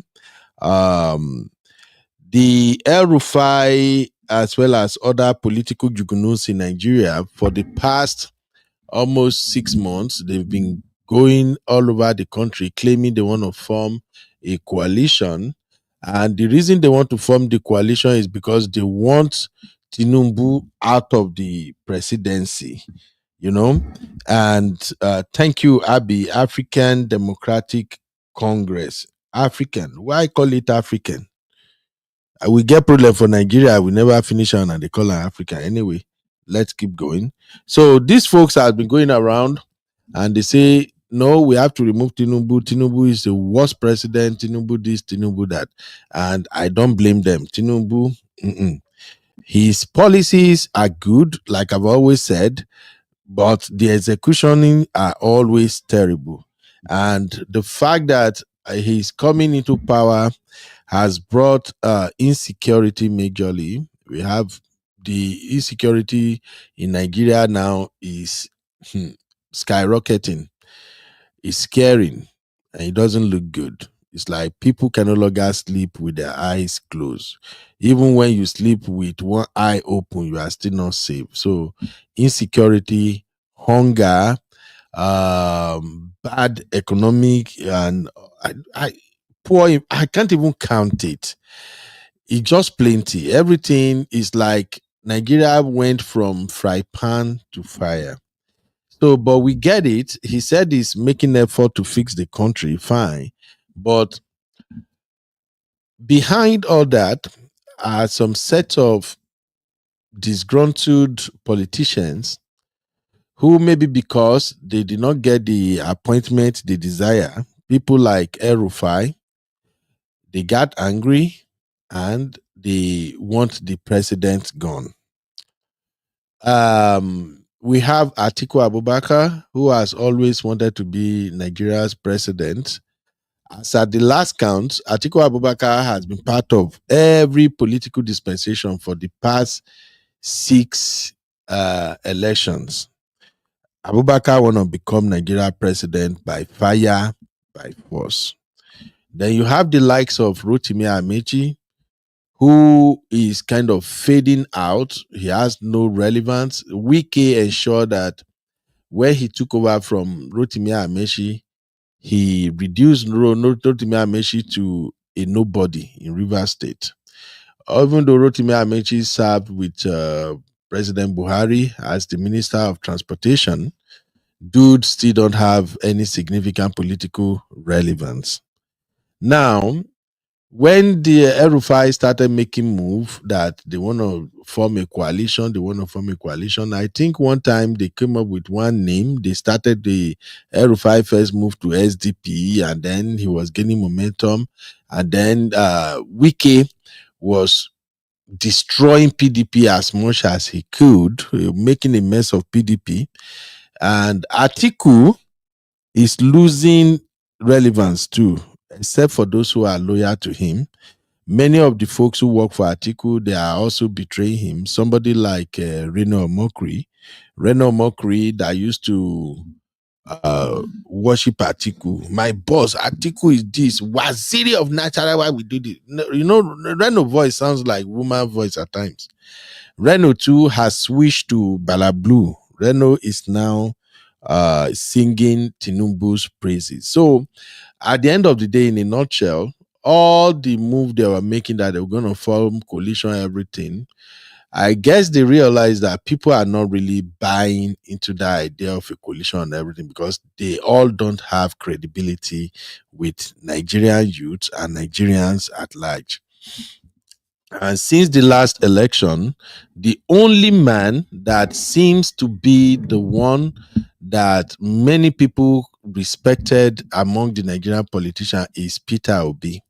And in the last election in 2023, Peter Obi shattered record. Peter Obi did what no candidate has ever done in Nigeria before.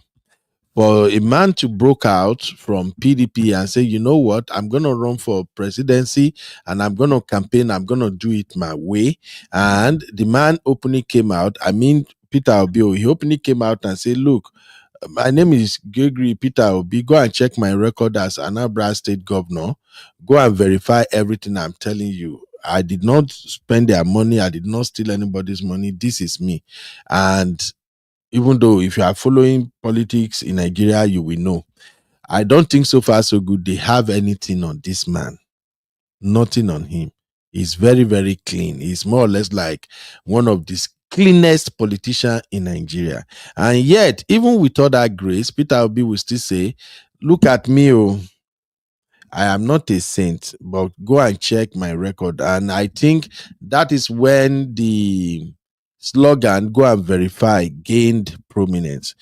Peter Obi remained the only politician I've seen in modern politics in Nigeria that has followers in the 3 geopolitical zones in Nigeria. Yoruba followers, Igbo followers, Hausa followers. And that is not something you get easily in Nigeria.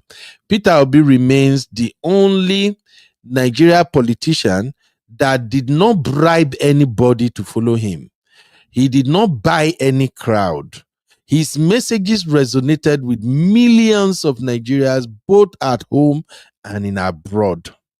So many of us, people like me, I don't even meddle in Nigeria politics. I've told you guys severally here. I wasn't interested in Nigeria politics. I did there. Nobody remember me. I don't even know what it means to be a citizen of a country as a Nigerian. All the time, all my days in Nigeria, the government did not recognize me. The same thing with millions of Nigeria. Even you that you are watching me now, I know we went through the same thing. I do not see any tangible value for being a Nigeria citizen. Nothing. Even at school, there is this money they used to share at school. They call it share bursary or something. I think that's what they used to call it. That money that your state government will distribute, they call it bursary. I no see bursary. I no see nothing. And that's why sometimes when I tell you guys that when it comes to Lagos State, I'm a little biased, and don't judge me, is because I'm from Ondo State, but Lagos State gave me way more than I can ever have as an Ondo indigene. If not for the fact that Lagos State University was free for students, I wouldn't have gone to university. When I say free, it's not as if they were not paying tuition fee, but up until, is it 2007? I think the tuition fee in Lagos State University is 250 naira. So Lagos State was the only state that I think I enjoy one or two things just by the virtue of living in Lagos State. So for me, Nigerian politics doesn't resonate with me. It has no benefit. I don't have connection. And in Nigeria politics, you have to know somebody that knows somebody for you to benefit. Everything is slot. If you don't belong to their political party, you don't get nothing. There is nothing like dividends of democracy. So I have lost interest in Nigeria. Make I no lie. The only thing I was proud of is that I am a Nigerian, and as a Nigerian, we all have this resilient spirit. We have this mindset, this determination that no matter what we face, we are going to come out a victor. That's the only thing that was working. It's just the name. It's just that patriotism that I have in me. But politically speaking, I don't have any interest in Nigeria.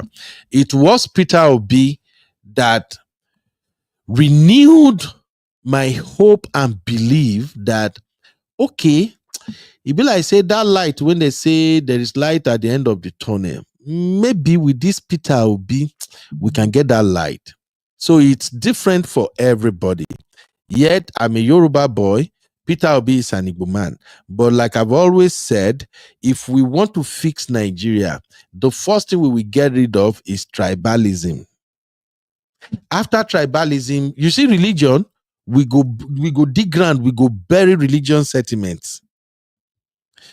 Those two things, once we can handle tribalism and religion very well, once we recognize that politics has nothing to do with your tribe, especially when it comes to the national level, when it comes to presidency, your tribe, your religion affiliation has nothing to do with politics, because guess you what? Politicians don't give an F. The only time politician needs you is when they are running for office. Once they get into office, you don't matter. Your religion don't count. Your tribe don't count. The only thing that counts as far as Nigerian politicians are concerned is their family and the people who are worshiping them. So Peter Obi brought that hope for me. And that is why I joined the obedience movement. As a Yoruba boy, I lost a lot of friends because of Peter Obi. Peter Obi don't even know me. I lost a lot of friends because I used my platform to campaign for Peter Obi. And me, Abi Agbero, if I'm behind you, I'm behind you in everything I do. If I tell you, say, sister, brother, I got you, I got you. Yes, I'm a loyal friend, a loyal follower. I buy into Peter Obi's philosophy, his political philosophy. When I listened to his manifesto, when I listened to him, I saw a man who actually understood the problem of Nigeria. And What tells me Peter Obi understand problem of Nigeria is the way he conduct himself. If you are going to be a man to turn Nigeria around, number one, corruption should be far, far, far, far away from you. Yes, that is why in Nigeria politics, when you are not corrupt, they don't want you near anything. Even besides politics, even in organizations, if you are such an incorruptible human being, they will not promote you. Even your colleagues, they will hate you because Nigeria is riddled with corruption in everything. If you are the type that you don't like to collect bribe, your friends don't go like you, your colleagues for work, they don't go like you. How much more politicians? So for somebody to turn around the fate of Nigeria, it's more that person must be a man who you cannot link to any iota of corruption. And when Peter Obi came out and said, go and check my record. If you see anything I did wrong, anything I did that was shady, bring it to the public. Since 2023 until now, if you hear anything about Peter Obi, mostly they are all propaganda. I've listened on a platform where they were claiming that, oh, so there was this paper released about Peter Obi. There was one time they cashed one van for Lagos. The van carried money. It came out that Peter Obi was the one who have the money inside the van. And I'm like, story alone. So don't let me waste your time. This is political roundtable. Everybody will speak their mind. And like I said, that's why I handle all those other topics so that those who don't like politics, they may not join. But those who really want Nigeria to be a better place, let's have this conversation. Now, they form all this coalition and everything. And as they were moving from SDP, we move here, they do all their political calculations and they realize that one thing is missing. The man they want to remove from office, Tinubu is solidifying himself. He's reaching out to more politicians. He's getting more governors to convert to APC. And in Nigeria, and for those who don't know politics, there's something called the power of incumbency.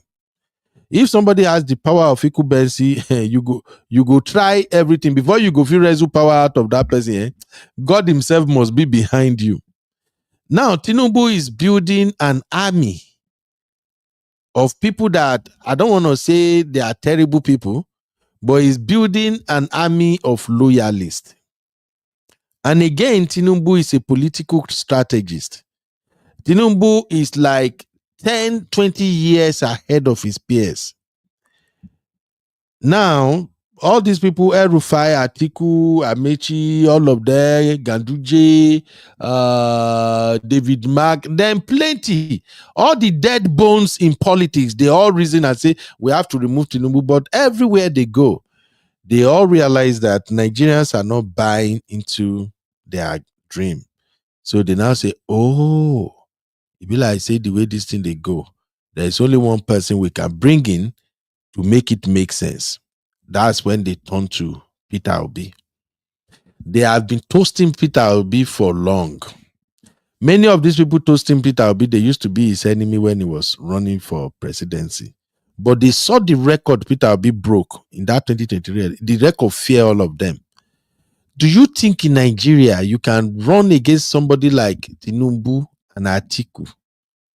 And from you are a nobody and you can get, even though they claim na allocation, but let's even forget about the ringgit. Do you think you can run against those two and you will get 6 million plus votes? The only way you can get such amount of vote is when the Nigerian masses believe in you and they stand by you. And that is one thing many Nigerian politicians, they will pride themselves to have. They don't have it tomorrow. So they now realize that the way this thing is going, the only person that can really bring momentum or draw Nigerians' attention to this our political party of ADC and the like is Peter Obi. That is why they did everything. They convinced Peter Obi, and then Peter Obi joined them in that ADC coalition. And that was the video I was showing you guys earlier. I just say make I wet the floor first before we start this conversation. This is when they had the coalition meeting and other stuff. And that's Atiku Abubakar there. All the enemies of Peter Obi, they are all in this room. But I don't want to waste your time. Let me get to what we want to discuss. Now, this coalition, ever since they were able to convince Peter Obi to join them, the coalition is now gaining momentum. ADC is now occupying the lips of many Nigerians now. If you go to Twitter, ADC is one of the trending political party that people are searching for, all because Peter Obi is there.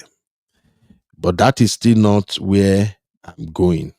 Now, I don't want to talk about this guy right here because he too now another problem of Nigeria. You see this guy right here, Daddy Freeze. He too is another problem, but I will come to his own case later. Let me just focus on my focus for today.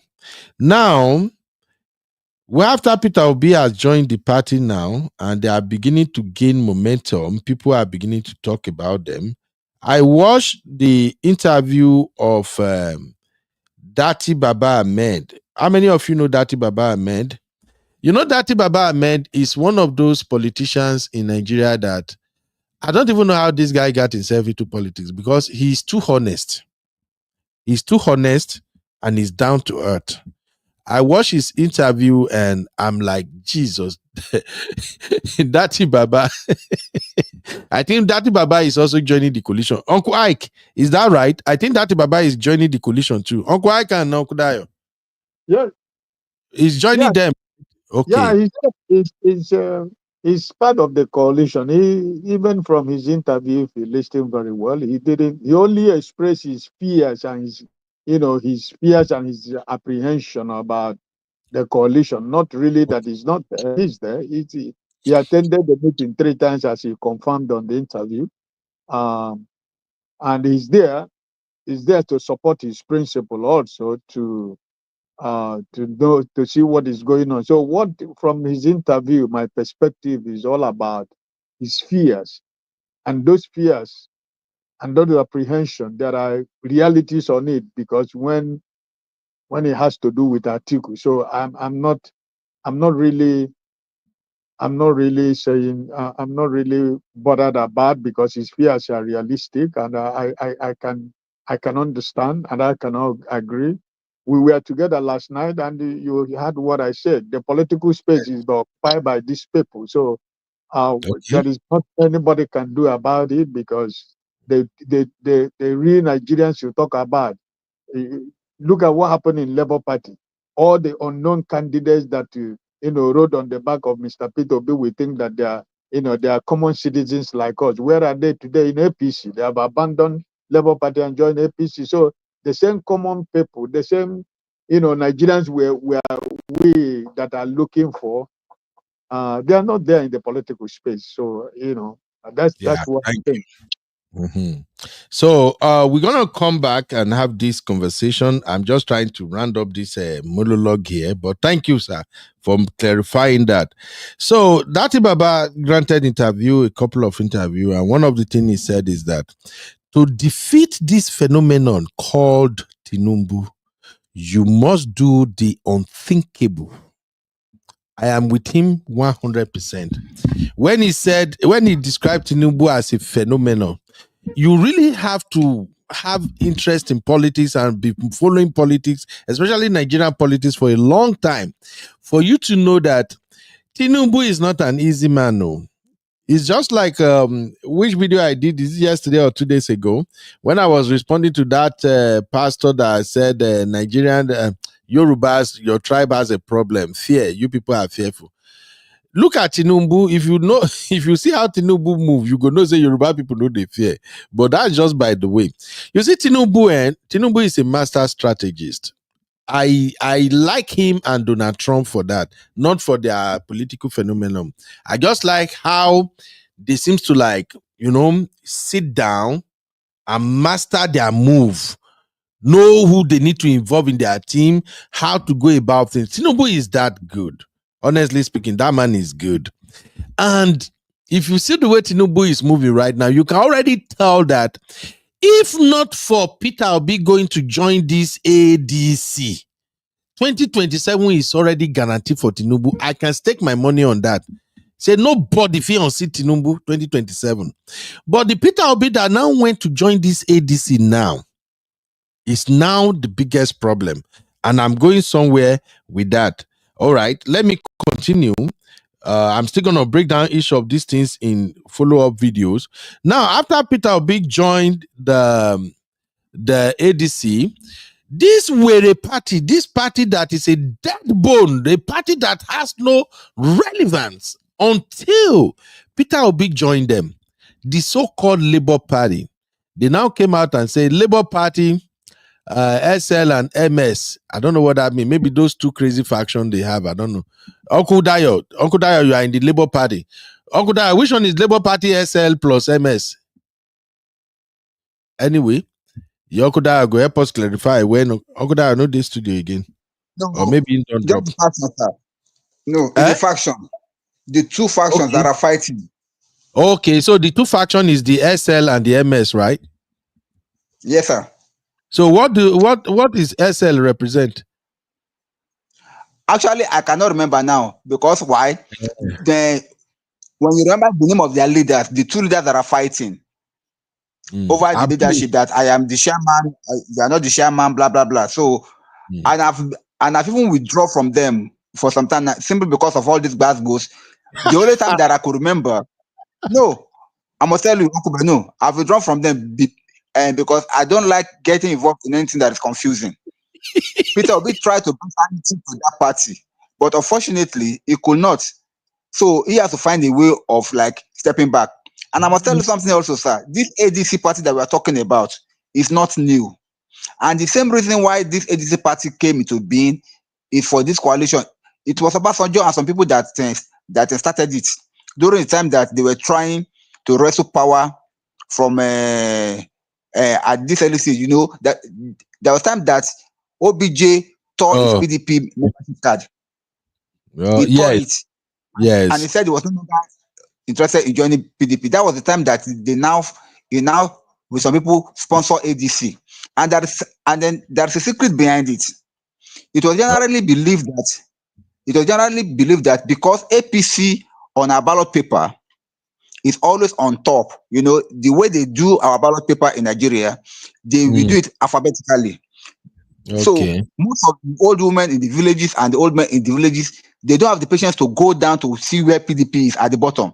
So many of them will just thumbprint on the one that is at the top. So if you notice, they gave this party a name that will be above APC. And if you also notice also, the color of the party is similar to that of APC. So everything is strategic. Now, when they did it that time to wrestle power from them, they failed.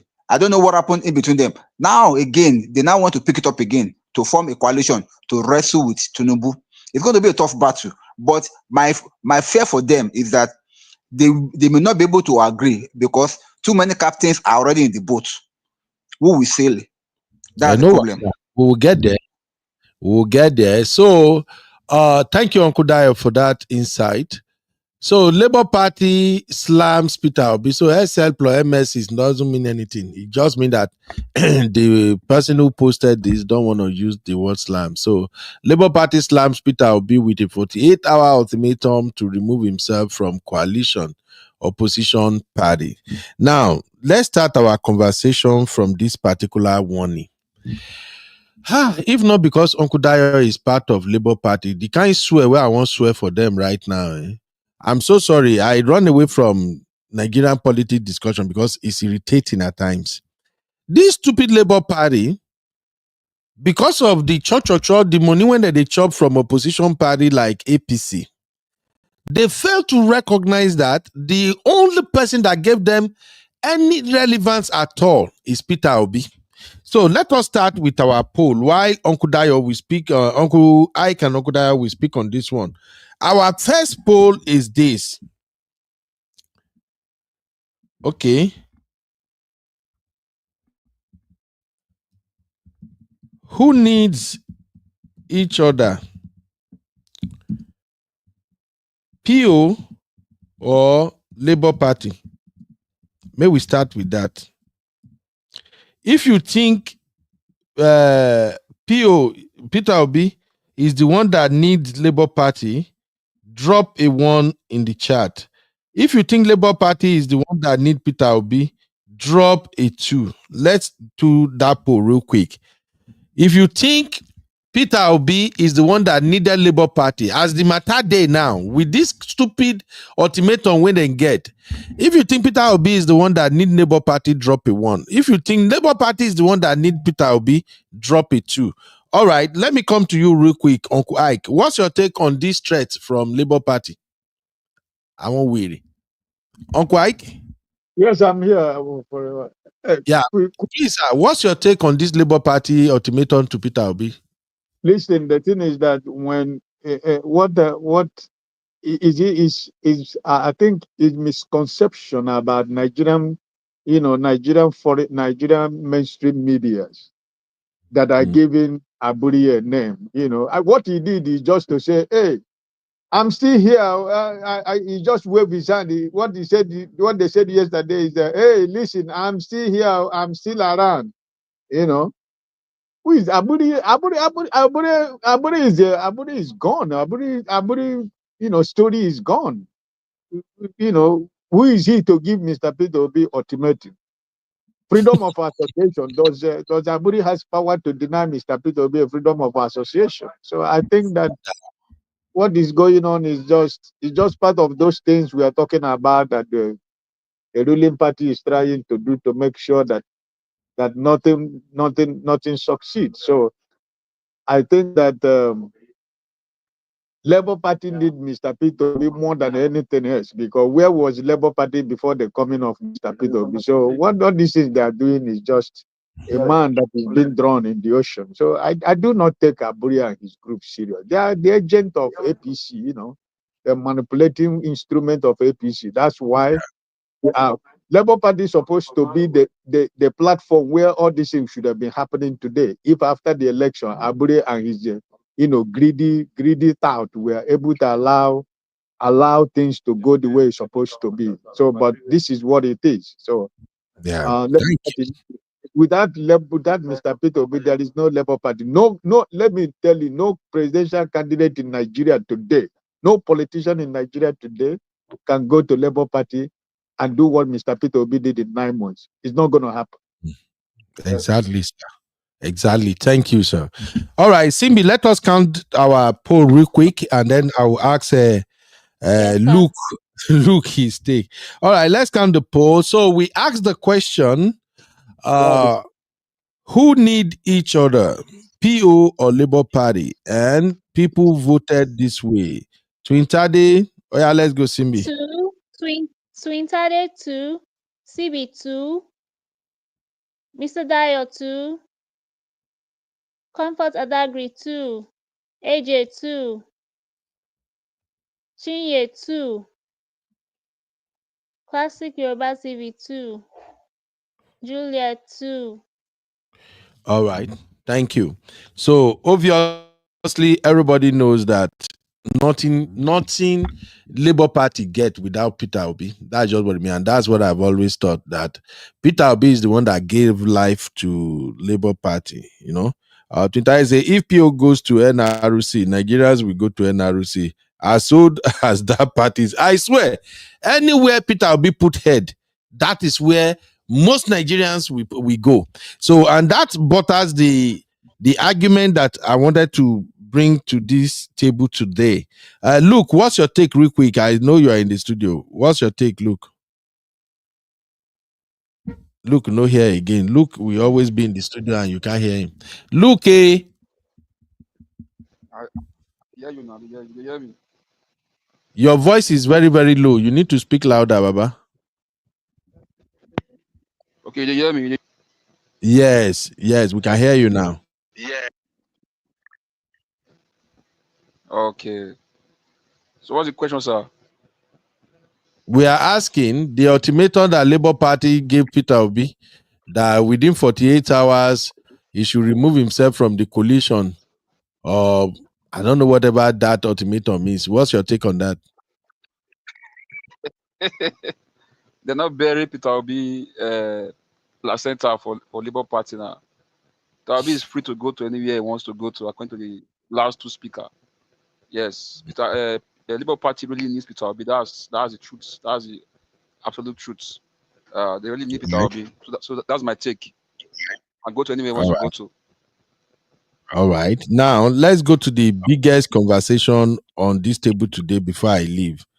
And AJ said, so long as that small man El-Rufai is part of that coalition, he will. He will calm the nerves of the other captains on the boat. I think they will find a credible candidate. All right. So let's go to the issue of this credible candidating. And that is why today's show is titled Peter Obi for President or Nothing. This is just me saying my own. My submission is this. You see this with the coalition confusion they got going on. The only reason me personally I'm interested in them or even giving them consideration is because Peter Obi moved there. And just like Twitter they said, anywhere Peter Obi go, na him here they go. Come 2027, if we go fail, may we fail together. Therefore, I want to ask you guys now, if you truly want a better Nigeria, would you support ADC if they feed any other candidate besides Peter Obi? Because my own, I don't get time to dey follow people drag. My own be saying the primaries or whatever they say they got going on, as far as this 2027 is concerned, there should be no primaries for ADC when it comes to who is going to be the party flag bearer. I don't know if you can see my screen. You see these three people on my screen right now? Those are the people that social media, if you go to Twitter, these are the people that dominate the conversation. That, hey, this ADC, there are 3 presidential candidates. And these people are the one that will fight for the ticket, the presidential ticket of ADC. So my submission is this. I don't give an F about Atiku. I don't give an F about Amechi. The only person me, Beno, I care about is Peter Obi. So I want to make this move. How do they talk for debate self? I want to make this motion that we Nigerians, we should put pressure on ADC to not even think of saying, okay, let the 3 of them go to primaries. Whoever the delegate choose will be our party flag bearer. My motion is Peter Obi or no presidential candidate. If they even mention Atiku, at the slightest mention of Atiku, let all of us massively dump the ADC. And for me, I've said this.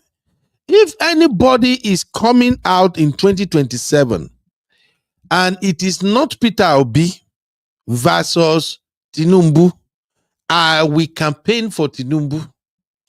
Because the devil you know is better than the enemy you don't know. Tinubu, like I've said, has some really good policies. We can't fault everything he did, unless if hatred just want to blind our faces. The tax reform Tinubu is doing is a welcome development. The subsidy removal is a welcome development. Many of the projects and stuff he got out there, the student loan thing is a welcome development. Even though the execution is nothing to write home about. But these are the type of policies we needed in Nigeria if we really want to fix the country. Atiku, Rotimi Amechi, or anybody else that comes that is not Tinubu, whatever progress Tinubu has made so far, even though not little progress he don't make, they will truncate it all. Tinubu, when it comes to insecurity and hunger and many other things in Nigeria, Tinubu, I will score him 0. But at least so far, so good. He's still making some effort. So my submission is, anybody, any party that is feeding any candidate and that candidate is not Peter Obi, let not fool ourselves and say, let's just consider them. This Tinubu is terrible. You will get the same result. You will get the same result. None of these people is better than Tinubu. Either Atiku, either Rotimi Amechi, that one not they even go anywhere. That one just they seek political relevance. I not see who they want to present. Of all these people that ganged up, David Marco, I don't see them. I'm sorry, El-Rufai, none of them. The only credible candidate so far is Peter Obi. If any party is not going to adopt Peter Obi as their presidential candidate, me, I'm saying my own now on YouTube. I will either campaign for Tinubu or I no campaign for anybody at all. But I would rather prefer Tinubu sit down, making and increase crooks when they continue, because these guys, they ain't bringing anything different to the table also. The only person that come to the table and we can see significant change in Nigeria is Peter Obi. Why? He doesn't have corruption record. You cannot manage a country like Nigeria if corruption is part of you in any way or manner. They will hold it over your head. Tinubu is not a bad person. Tinubu can actually do a lot. But allegedly, Baba had no clean. That's why he cannot fire the military heads that are supposed to go and chase Boko Haram come out. And they are not chasing them. He can't fire them. They spend a lot of billions of money. Security allocation every freaking month goes into fighting insurgency, insecurity. These people are not delivering. He can't fire them. He can't even replace themselves. I don't want to go into that route, but I have my own reason. The only person I know that can lead Nigeria, that even if he doesn't do much, sanity will begin to return, is Peter Obi, because there is nothing hanging over his head. And Peter Obi is the man that whatever he's going to approve, he will read it. Not all these old men that they need prop before they wake up in the morning. Somebody had to go, sir, it's 10 o'clock, sir. You have to get up. And then by the time they'll be like, I have to get up. Okay. Not be this men that will be say they need medication before they get out of bed. Not be this man will be say, I don't put their business out there. But many of them, the age when they can't handle what we got going on in Nigeria. Many of these folks, when they see, once they become president, finish, he go get news when they don't want to hear. When they don't go get heart attack. We don't need them, please. That's my submission. Peter Obi or no other candidate. If ADC, if we want to take them seriously, they better forget about talking about any other candidate except Peter Obi. That's where I said Peter Obi for president or nothing. I rest my case, sir. Uncle Dayo, let's start with you, then we'll go to Uncle Ike. That's my case, sir. Uncle Dayo. What's your take, sir? You have taken it 100%, sir. 100%, because the truth of the matter is that of all those candidates that they are parading, only Peter Obi has credibility. But it is not yet how they call it. We are not yet in the promised land yet, because even if they give it to Peter Obi by concession without any primaries, whatever, all those are there for him to cross. And everybody in Nigeria, even all around the world, knows that the only person that can give President Tinubu a run for his money is Peter Obi. Atiku has jumped from almost every party something years to contest for this election, and he has always failed. I would have preferred that he stay back at PDP to see try his chance. But for him now to come into this ADC also, if they are going to go to primaries, Uncle Ben, I can bet you, PO will not even be among the first two. Because these other candidates, they are schooled in corrupt political practices. And PO will never do that. And they will play the game to the level that they will knock him off without anybody being able to say anything about it. Because when it comes to money, they have it. When it comes to influence, they have it. When it comes to all these tricks and all these corruptive means of winning, they have it all. So I pray, if ADC wants to like do the right thing, they should just endorse Peter Obi in a free and fair selection, not even an election. They should just give him the platform. And again, they should also agree to work together with him. Otherwise, they cannot do it alone. Now, back to the issue of the supporters also. See, Nigerian supporters, what I saw in the last election that really worked against Peter Obi was that we that were supporting Peter Obi, we like to talk. But when it comes to action, some of us don't really put in the action. These people knew, they know Nigeria politics very well. They know how they normally get their wish to have what they win. It's not about how good you are. It's about how well you know the game and how well you can manipulate the game to your favor. Why has Tinubu been winning? It is because it is very knowledgeable in strategies. He knows now. He has now 2 years from this same call second time election. He has started already. Why do you think it's going after all these APC governors? I mean, luring them and all. And I can bet you, sir, if Peter Obi too also wins this primary at ADC, Tinubu will get people that he will sponsor to infiltrate that party to cause commotion. So they should be aware of all these things. Now, as you said, that the reason why I said I agree with you 100% was because Tinubu, as a president, the only person that can give him run for his money is Peter Obi. No other candidate. I can't see any other candidate doing 1/3 of what Peter Obi can do against Tinubu. And even the last election, they were still surprised. And people are even now more than willing to come out and make sure that Peter Obi rules. But unfortunately, sir, Nigeria has a lot of work to do. Because it's not only about getting the head correct, it's about getting the whole body correct. Even if Peter Obi eventually gets there, and ADC do not win majority in the House, and ADC do not win majority in the Senate, and they are not in the majority in the government, it may end up being impeached. So all these things, to me, I like to think ahead, offer solutions to some possible problems, and then try to see how one can maneuver to be able to get what you want.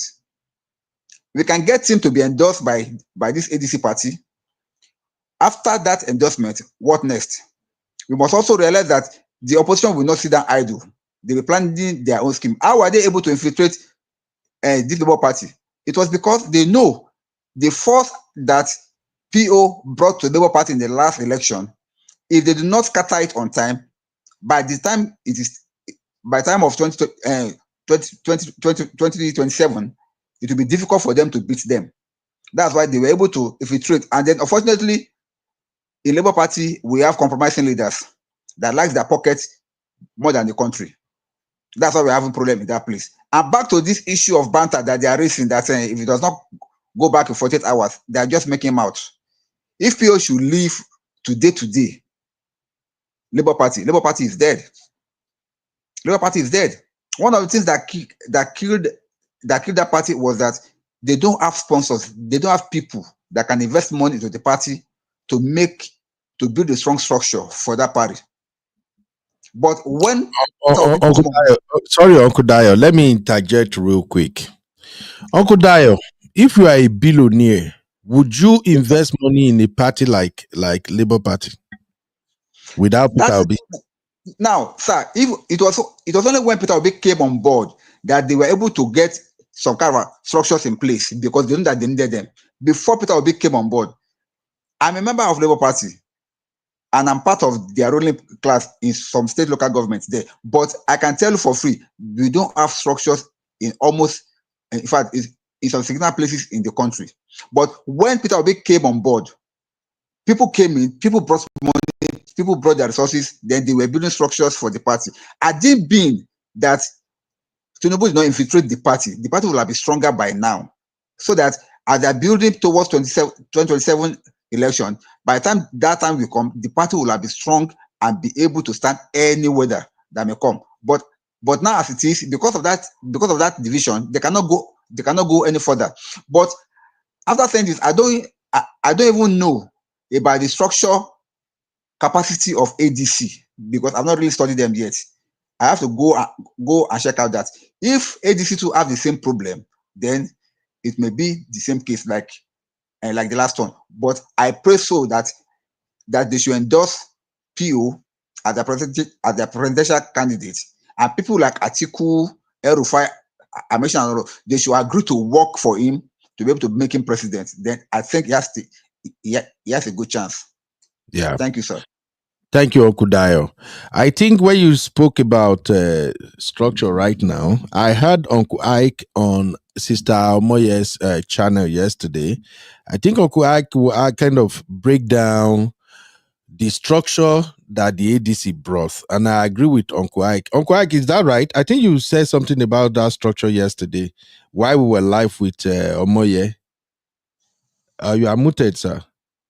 So I think Uncle Ike spoke about that yesterday. Because see, here's the thing. Uncle Ike, you are muted. If you can hear me, let me know. Unless maybe you are outside the studio. But I can see you in the studio. So the thing is this, Uncle Dio. The people who form ADC, these same people are part of the structure that has been in existence for long. You see, this ADC, this ADC can actually become what APC was to PDP while Obasanjo and Goodluck were in office. This ADC can become that.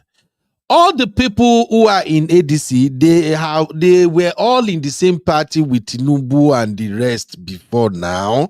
These are not new people. So they have the structure and they also have the money. But the problem is, can they do the honorable thing? Everybody in Nigeria, even we that we are here on this show right now, we all know that the way things are going, the only person that can give Tinubu a huge run for his money, like you rightly said, is Peter Obi. Shout out to you, my sister Marriott. I don't even know say Sister Marriott sabi politics. So it be like say for refab now, because now that Peter Obi have joined these people, I've beginning to rearrange my schedules so that I can now launch my political roundtable formally. Only that political roundtable we have to come up before we do our regular Gbasgbos refam show. Because I love politics and because of Peter Obi, I think I have to like start doing show on it now. So maybe with time, those who really like politics, we can be talking on our political roundtable segment. Thank you, Sister Marriott. Sister Marriott said, I think they will try to betray PO during the primaries and choose one of them to be the presidential candidate. Exactly. And that is why I am saying it right now. You hear it here first. I'm going to start this campaign.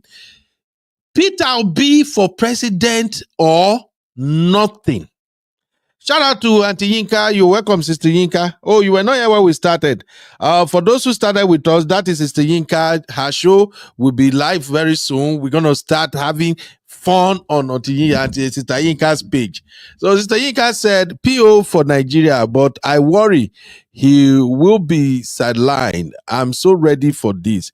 Absolutely. These politicians, they are very good in political calculation. This new ADC right now, all of them knows that the only candidate that has the backing of the people is Peter Obi. They know. What APC is banking on, based on my own political assessment, is number one, ringing. But then you can't ring if people don't turn out to vote.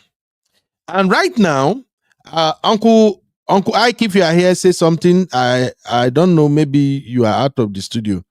But if you're out of the studio, let me know. I'm still going to share the link. At least I still have like 35 minutes before I round up. And let us begin to educate our people. So, based on my own assessment and political calculations so far, APC is banking on ringing. That's the only way they can win.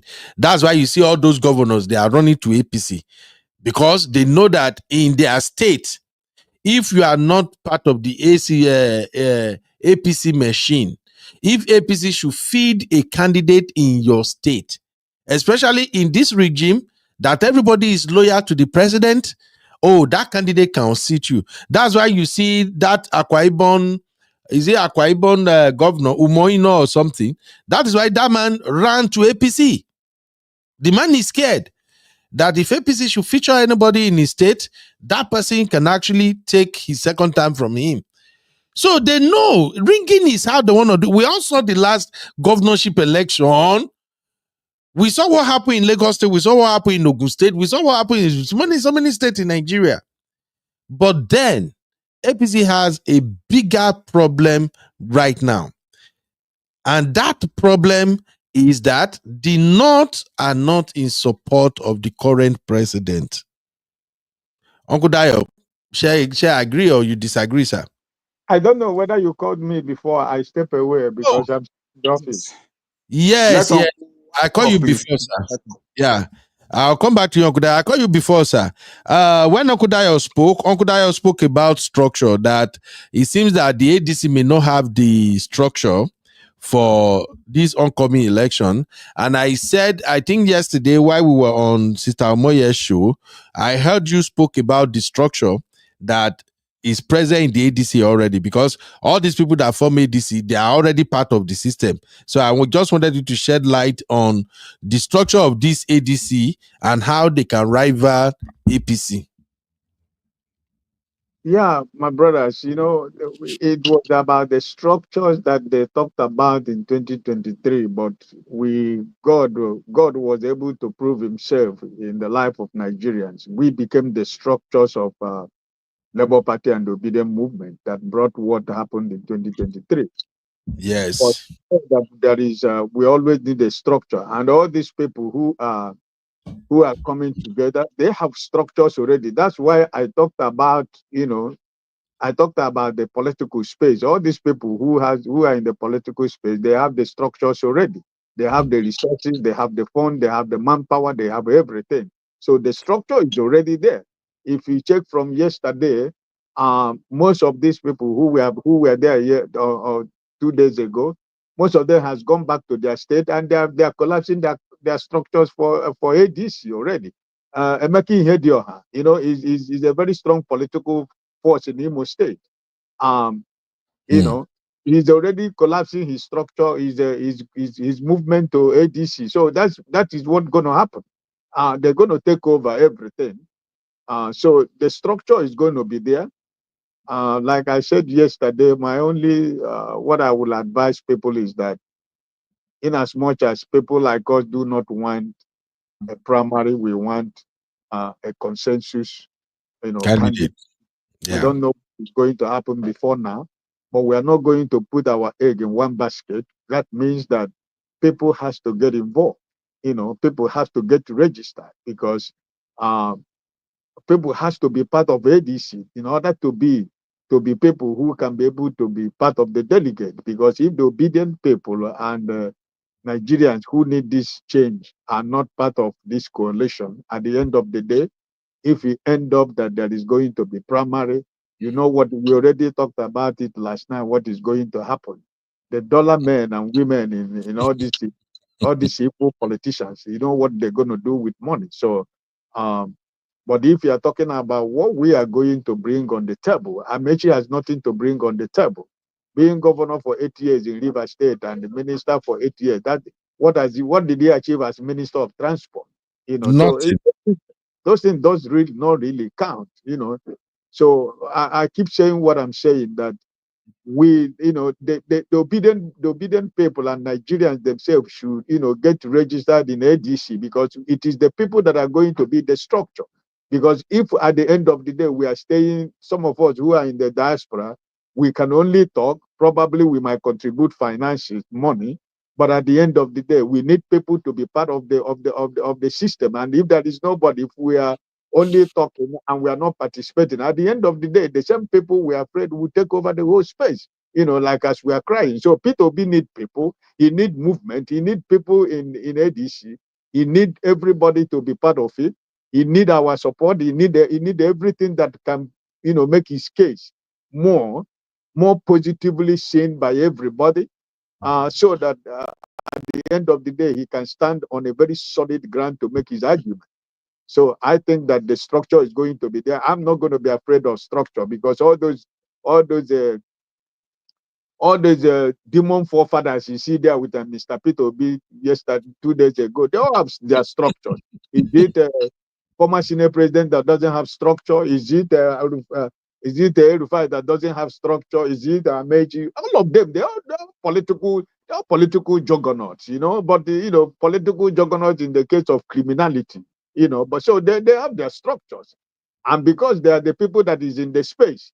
If somebody like Lamido walks back to his state and asks ADC members to collapse, they'll be ready to surrender everything to him. So the structure for me personally is not going to be a problem. I think that I don't want us to fall the victim of obedience, and Nigerians who want really change begin to fight ourselves in space, because that's what the APC want.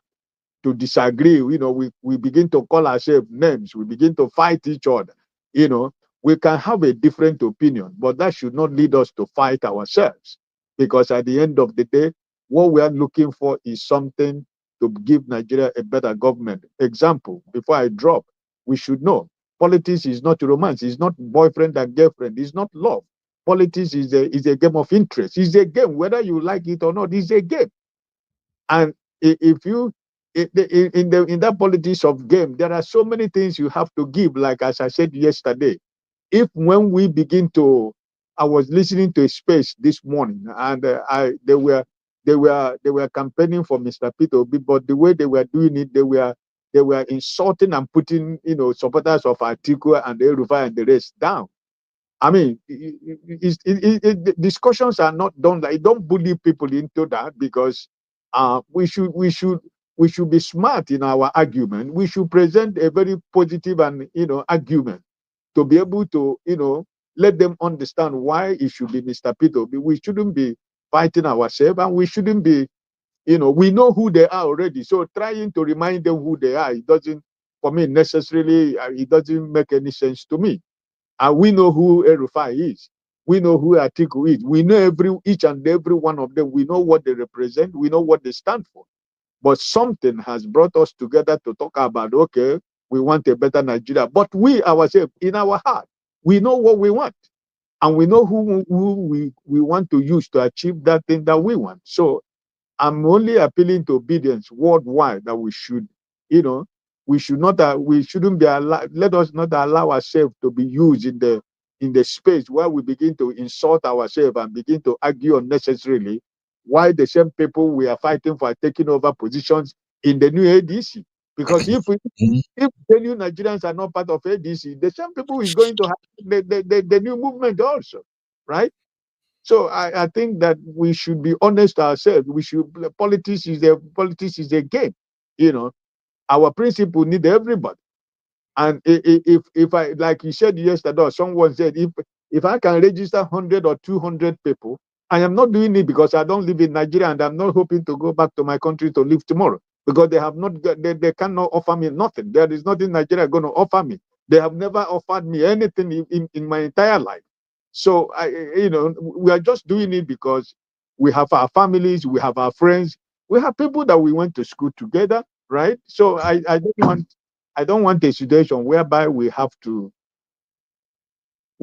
fight ourselves. We have to make sure we don't fight ourselves. We have to make sure that we know what we're fighting for.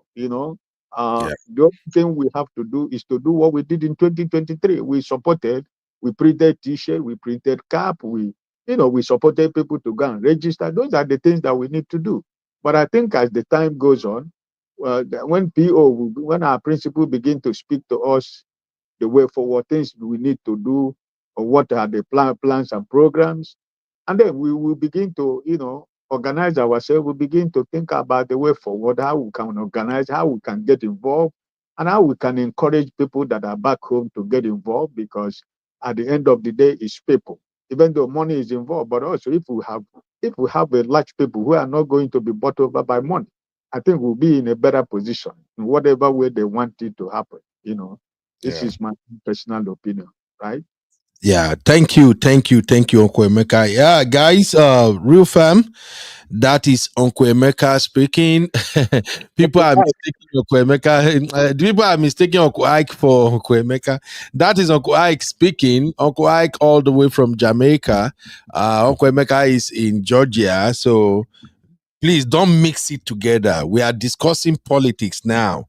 And you're gonna see a lot of our brothers, aunties, and uncle. They're gonna come to the platform because now that Peter Obi is officially part of the ADC, oh, just the way I supported him in 2023, I'm gonna do the same.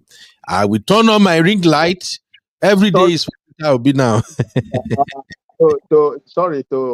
I am in the island of Bonaire. I'm not in Jamaica, but I'm living in the island of Bonaire.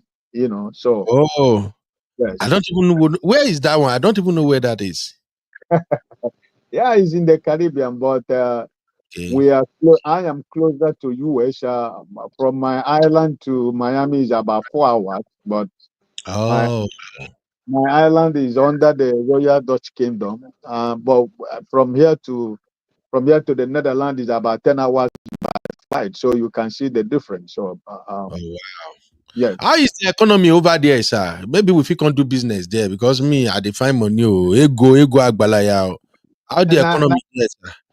Now, small island, my brother, a very quiet small island is a place where people who want to live a very simple and easy life want to live. It's not that is Eh, not that is happening here. It's not like, it's not a bustling city. It's not a economically we what do I say? 85% of what we use here is an importation. So it's only few, but we are, God is faithful, right? It's just that's the way I see it, right? It cannot be compared in our country. So I yeah. mean, Okay.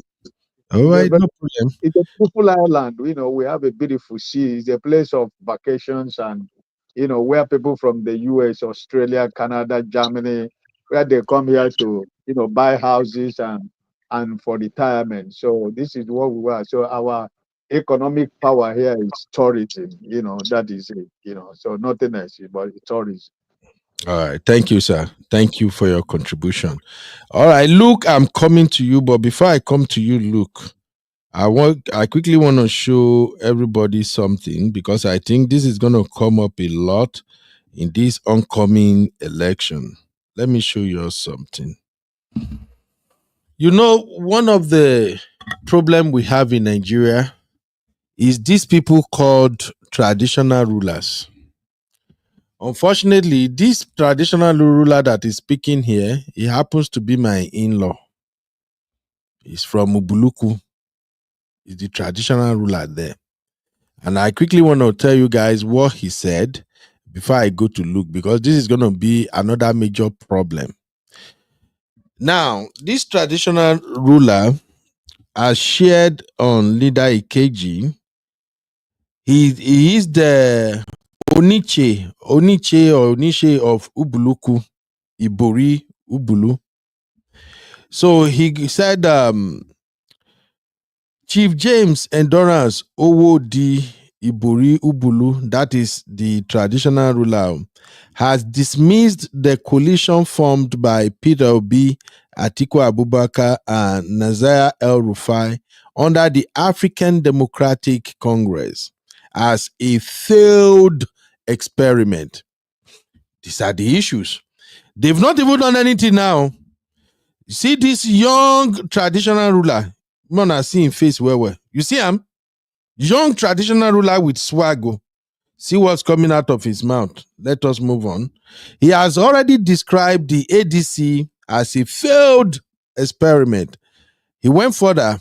According to Oniche, the coalition's leaders are perceived as greedy politicians who contributed to the problems Nigerians are facing today. I'm with him on this one 100%, except for Peter Obi. Every one of them, they are greedy politicians who get us where we are now. Any attempts by Peter Obi, Atiku, El-Rufai make to destabilize this country will be resisted, he warned. Be resisted by who?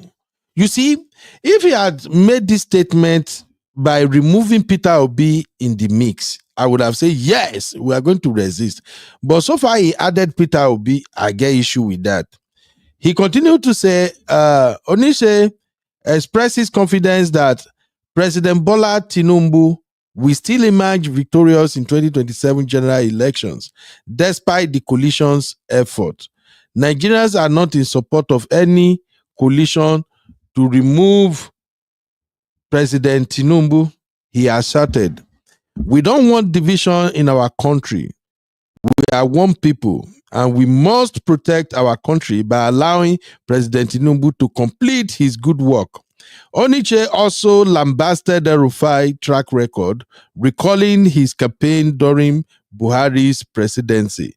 The last time El-Rufai campaigned for Buhari was a failure, and we saw it throughout the 8 years. This dude, this king is forgetting that the same El-Rufai campaigned for Tinubu and Tinubu won. You see, young people speaking out of everywhere. Tinubu has come to rewrite the wrongs, and here they are gathering to take Nigerians backward. We in Delta State are ready to vote for APC and Tinubu, he said. This applies to other states that I have been to. Now, remember, because when we tell and say Tinubu is a phenomenon, I no go believe. Remember that song, now our mama be this, we no get another one. Now our mama be this. Do you guys remember what was going on when that song was trending? That was Nigerian First Lady Remi Tinubu traveling from state to state under the guise, female empowerment. They are sharing scrub, they are sharing stethoscopes. And I remember I told you, Rufam, that if you know Tinubu and the politics he's playing, you should know that the First Lady, allegedly, is already wetting the ground. Tinubu is 10 years, 20 years ahead of his people when it comes to politics. I told you that woman was traveling around. He's wetting the floor. He's traveling on behalf of her husband. Una no know. The result is what you get now. This piece that I just read right now, that is what that visitation is all about. So this is another problem we are going to deal with if we really want Nigeria to do better by electing and making sure that Peter Obi become the next president. So look, I'm coming to you now. Why is it that you people from Delta, una will be from Delta, make I not put all of now for one basket, but some people from Delta, anywhere below face nine be politics. Look, explain to us. Are you part of this your king that say he is the alpha and omega of Delta people, that all of you will vote APC? Oh yeah, look, unmute yourself. May you tell me.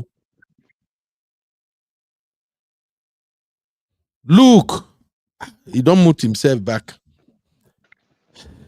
Can you hear me? Can you hear me, boss? Yes, I can hear you. Speak up, please. Okay. First of all, that is not my king. I'm not from Delta Igbo, so that's not my king. But I want to agree with some things he said. I want to agree with some things that king made there. You see, before I start, the last speaker said something about structure. Sir Ike, you think what ADC have now is a personal structure. They don't have party structure.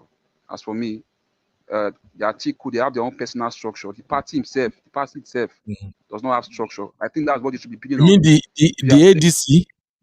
Yes. If you are saying Peter B has structure, Erifai has structure, and that's correct. But ADC, they have structure because Okay, now people let are us break this thing people down. When you guys say structure, what do you call structure? what they have on ground first. What they have on ground, like APC when APC came in 2015, they didn't have any structure. That's why when they won, they didn't know what to do. When Buhari won, they didn't know what to do at all. Everything was like dream to them. Why the country failed because they don't have anything planned on ground for anybody. That's what they call structure, sir. Now this ADC now they don't have structure. They have personal structure. Atiku, Erufai, Peter Obi, they only have structure for themselves. The party itself don't have structure because these people have not entered the party. Now they're going to start all over again from the beginning. It's a rebirth. It's a rebirth. They will start all over again from the beginning. So for now, I don't think they have structure. What they are going to do now is try to win each other over. They will try to please themselves by trying to get each other to their own sides. That's what they'll be doing now before they start to talk about structure. For now, I don't think they have any structure. And secondly, you see, I want to say this for a fact because for now, I'm adapting Thomas in Nigerian politics. I'm adapting Thomas. It's before I see it, I believe it. For now, I don't think this ADC can do anything in Nigeria. I don't think they can win Tinubu now because all of them, according to me, they are association of dead criminals. All of them. It's only Obi that is just. It's only Obi that is just. It's just that the life wire there.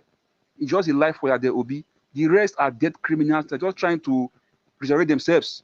Trying to use Ibori. I say Ibori. They're trying to use Peter Obi as a life battery to bring them back to life. They are all dead criminals. I don't think they're going to do anything. And you see, the main state in Nigeria that gets the highest votes, the northern, the Kano, the Oyo, the Lagos, the River States, this ADC, do they really have foothold in those states? Do they really have foothold in those states that have the highest number of votes? That's what I'm talking about structure. They don't have structures in those states. They don't have structures to get the vote. That's what I was trying to tell Mr. Ike. These people, they have personal structures. Now, these people, this state I mentioned now, they are controlled mainly by APC, or maybe NPP. And I'm also hearing a rumor that Kwankwaso is trying to join APC. And Kwankwaso has a very good hold in Kano State.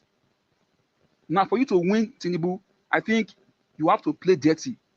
I don't see these hungry dogs, these death criminals, the Atiku, the Rufai, the Amechi. I don't see them giving this party flag to Obi on a free hand because Obi cannot play dirty. That's the truth. Obi cannot play dirty. These criminals, they can play dirty. And they need somebody not like Goodluck. Goodluck is a very calm guy. Obi is a very calm guy. They need somebody who can play dirty to carry the flag, to beat Tinubu. Tinubu can play dirty. And would they allow Obi to play dirty? Would they allow Obi to carry the flag? Because if Obi actually wins, can he be a puppet to them?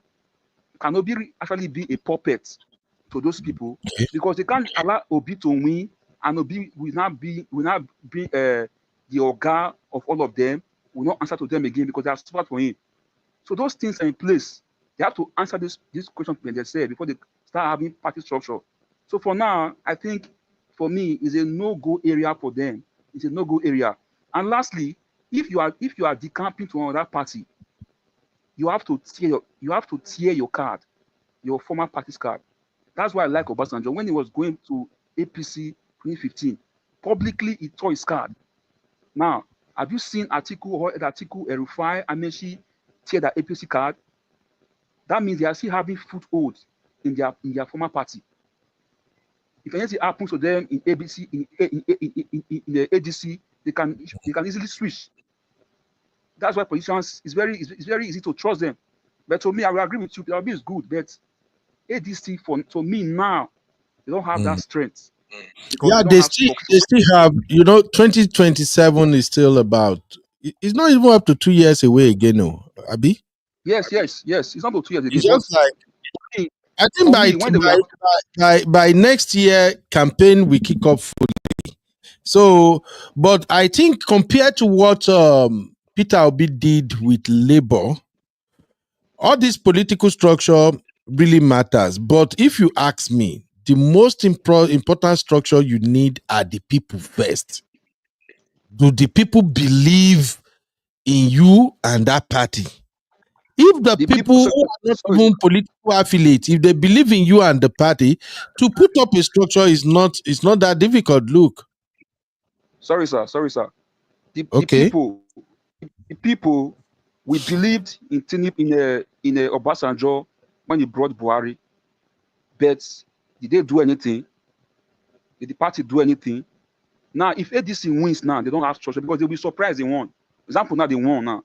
They'll be shocked they won. And if they win, if they have structure, that's when different mouths will be, different ideas, different talk will be coming in. Atiku will bring his own, Erifai will bring his own. Obi will not have that head to carry everything. So I think now is the best time for them to sit down and pick who they want in that party and start making structure and start moving. We should not wait for next year. All right. Thank you, Luke. Luke, wait to, because you know how I run my teams. I always put a team behind everything I do, because we're gonna be running this political roundtable talk. I'm even thinking of hiring a journalist in Nigeria or somebody who is very good with politics and Twitter and all that.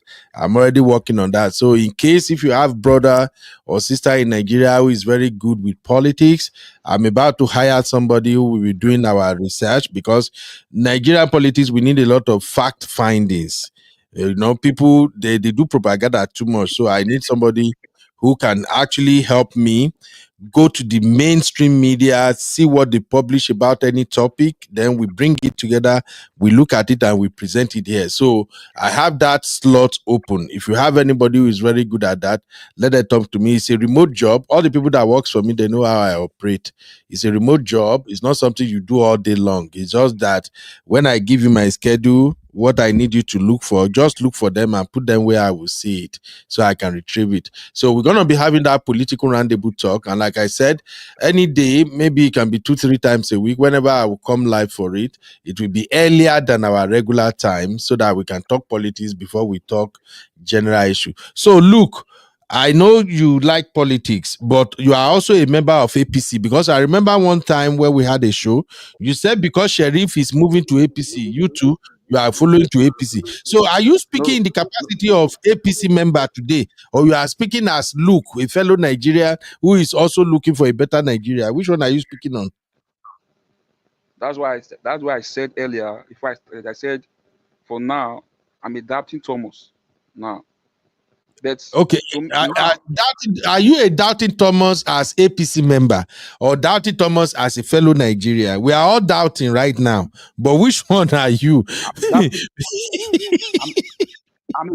adapting Thomas as a fellow Nigerian. Okay, good. So, yes, but as it is right now, I won't put you on the spot because I don't want to jeopardize your political chances. I won't put you on the spot. But anytime we are having political discussion here, just do what I do. When you join, let people know where you stand. If you want to speak as an APC member, say you are speaking as APC member. Me, I always tell people I'm obedient. Any platform when I go, one man went to Mo. I always go to one man platform. I go to Sister Omoye's Corner platform. Which other political platform? I listen on Dr. Damages at times, but I don't contribute. I always tell them, say, I'll be obedient, so that when I begin talk, you know where I stand. So look, you may have to do that. But coming to what you are saying about political structure, to me, if I have to be candid with you, the most important structure are the people. If the people support you, if they buy into your ideology, structure will show up when it matters. And with this ADC, I think to put structure in place won't be hard. The only challenge I see, the only problem I see with them right now is me. I want them to solve this problem of who is going to be the presidential flag bearer as fast as they can. Because me, like Uncle Ike is saying, everybody, we are supposed to go join ADC now. Me, I'm reluctant to join ADC. So far, when I look, I still see these people. So far, I still see Atiku. Atiku. So far, I'm seeing the faces of Atiku. I am reluctant to join any political party. And if peradventure, I will say it again, if they end up saying, we are a fair party, we give everybody equal chance, Atiku is good, Rotimi Amechi has a chance, El Rufai is good, Peter Obi is good, let them go to the primaries. From the day they recommend, let's go to the primaries. Now that day, me, I go begin campaign against them. May we hear now. Uncle Ike, I hope you won't have problem with that with me, sir. Like I said on my show yesterday, sir. From the day they say Obi have to go to primaries with these other folks, that's the day I will start campaigning against them. Uncle Dayo, what's your take, sir? Now, Uncle Benu, I want to take off from where my comrade Luke stopped. This issue of structure, was trying to explain it to you. You are correct to a great extent, but there is something that I know while I was in Labour Party when we're talking about structure. The number one, we have two structures, which Uncle Luke has already talked about, which is number one, the people structure and the party structure. The party structure is what was lacking mostly in Labour Party. And then now in ADC also, they don't have it yet. No, but they can get it between now and 2027. Don't get me wrong. But as it is now, they don't have it. And then what is the party structure? In every local government all over Nigeria, you must have a secretariat as a party. In every local government in Nigeria, your party must have a secretariat there. And then if they want to do better, they can, depending on how like that local government is, they can have offices in some other areas. If you don't have that, you may not be able to reach down to the grassroots part. And then when it comes to issue of monitoring voters and monitoring elections, this is where party like APC and PDP capitalize upon to do all their so-called region. Fine, we have people now in ADC that have structures. El Rufai, Atiku, they have their cloud. I mean, they have their crowd, they have their supporters, they have their structures, they have people in some of these states that if they say this is where we are going, they just follow them like something. But the party structure itself is very, very crucial. That is number one. Number two, you talk about the issue of the northerner not supporting APC. I mean, not supporting Tinubu. It's a key factor. But don't forget something also. The North always move like a bandwagon. The moment Tinubu meets them on the premises of whatever they want, and they have an agreement, like a bandwagon, all of them. So I don't trust that present distrust that they have against him. Tinubu can always maneuver and get them on the side, and that become a problem for PO. Thirdly, is that as it is now, I will advise anybody that is a supporter of Peter Obi to please hold on. Don't join ADC yet until they have endorsed Peter Obi as a candidate. Otherwise, you will just be joining Association of Dead Criminals, as Comrade Luke said. Because if at the end of the day they don't give it, they don't give it to PO, your joining them will have been a waste. And don't forget also, like the last time, almost was the end. That was when Peter Obi joined the Labour Party. Yeah. Maybe in the next 1 year, Peter Obi can move from there and go to join another party, maybe SDP, NRC, whatever.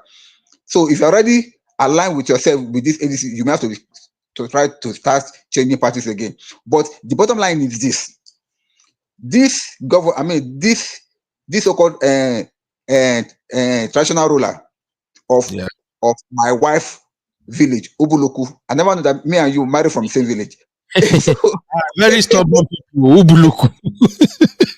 Very stubborn people. Sorry, Okudayo. We can't hear you again, Okudayo. Abi Ubuluku people don't come collect your phone. It seems like Uncle Dayo is receiving a call. Hey, Vico, how are you doing? You see, Vicky is actually stating my sentiment exactly.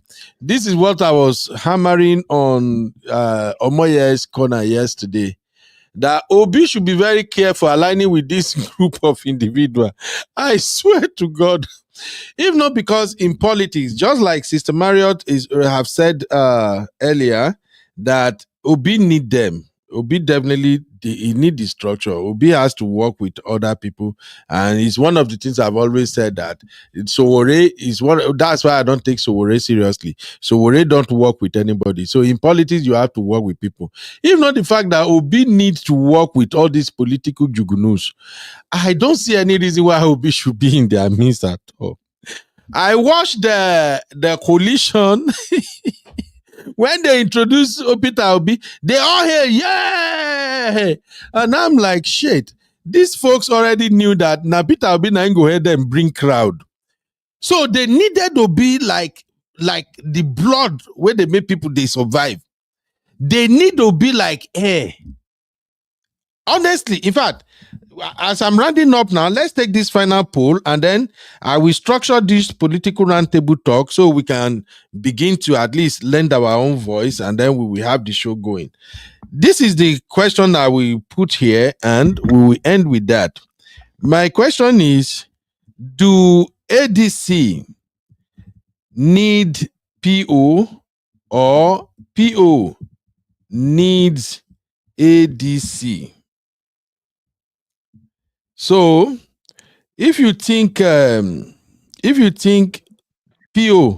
is the one that Mr. Dyer, are you back? Mr. Dyer, don't go. So if you think, let's cast this vote. If you think, oh, Uncle Patrick, shout out, sir. Welcome, sir. You'll be doing 4th of July, Uncle Patrick. You know, quick remember us here. But we don't holler our boy. We don't go your son page. All of us, we don't share the link. I will still share it again now. I don't tell Rifa. We need to go show our boy some love. Okay.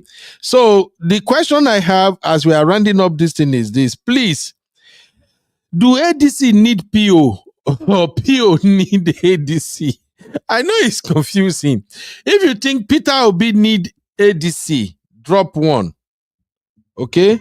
PO need ADC equals to 1. All right?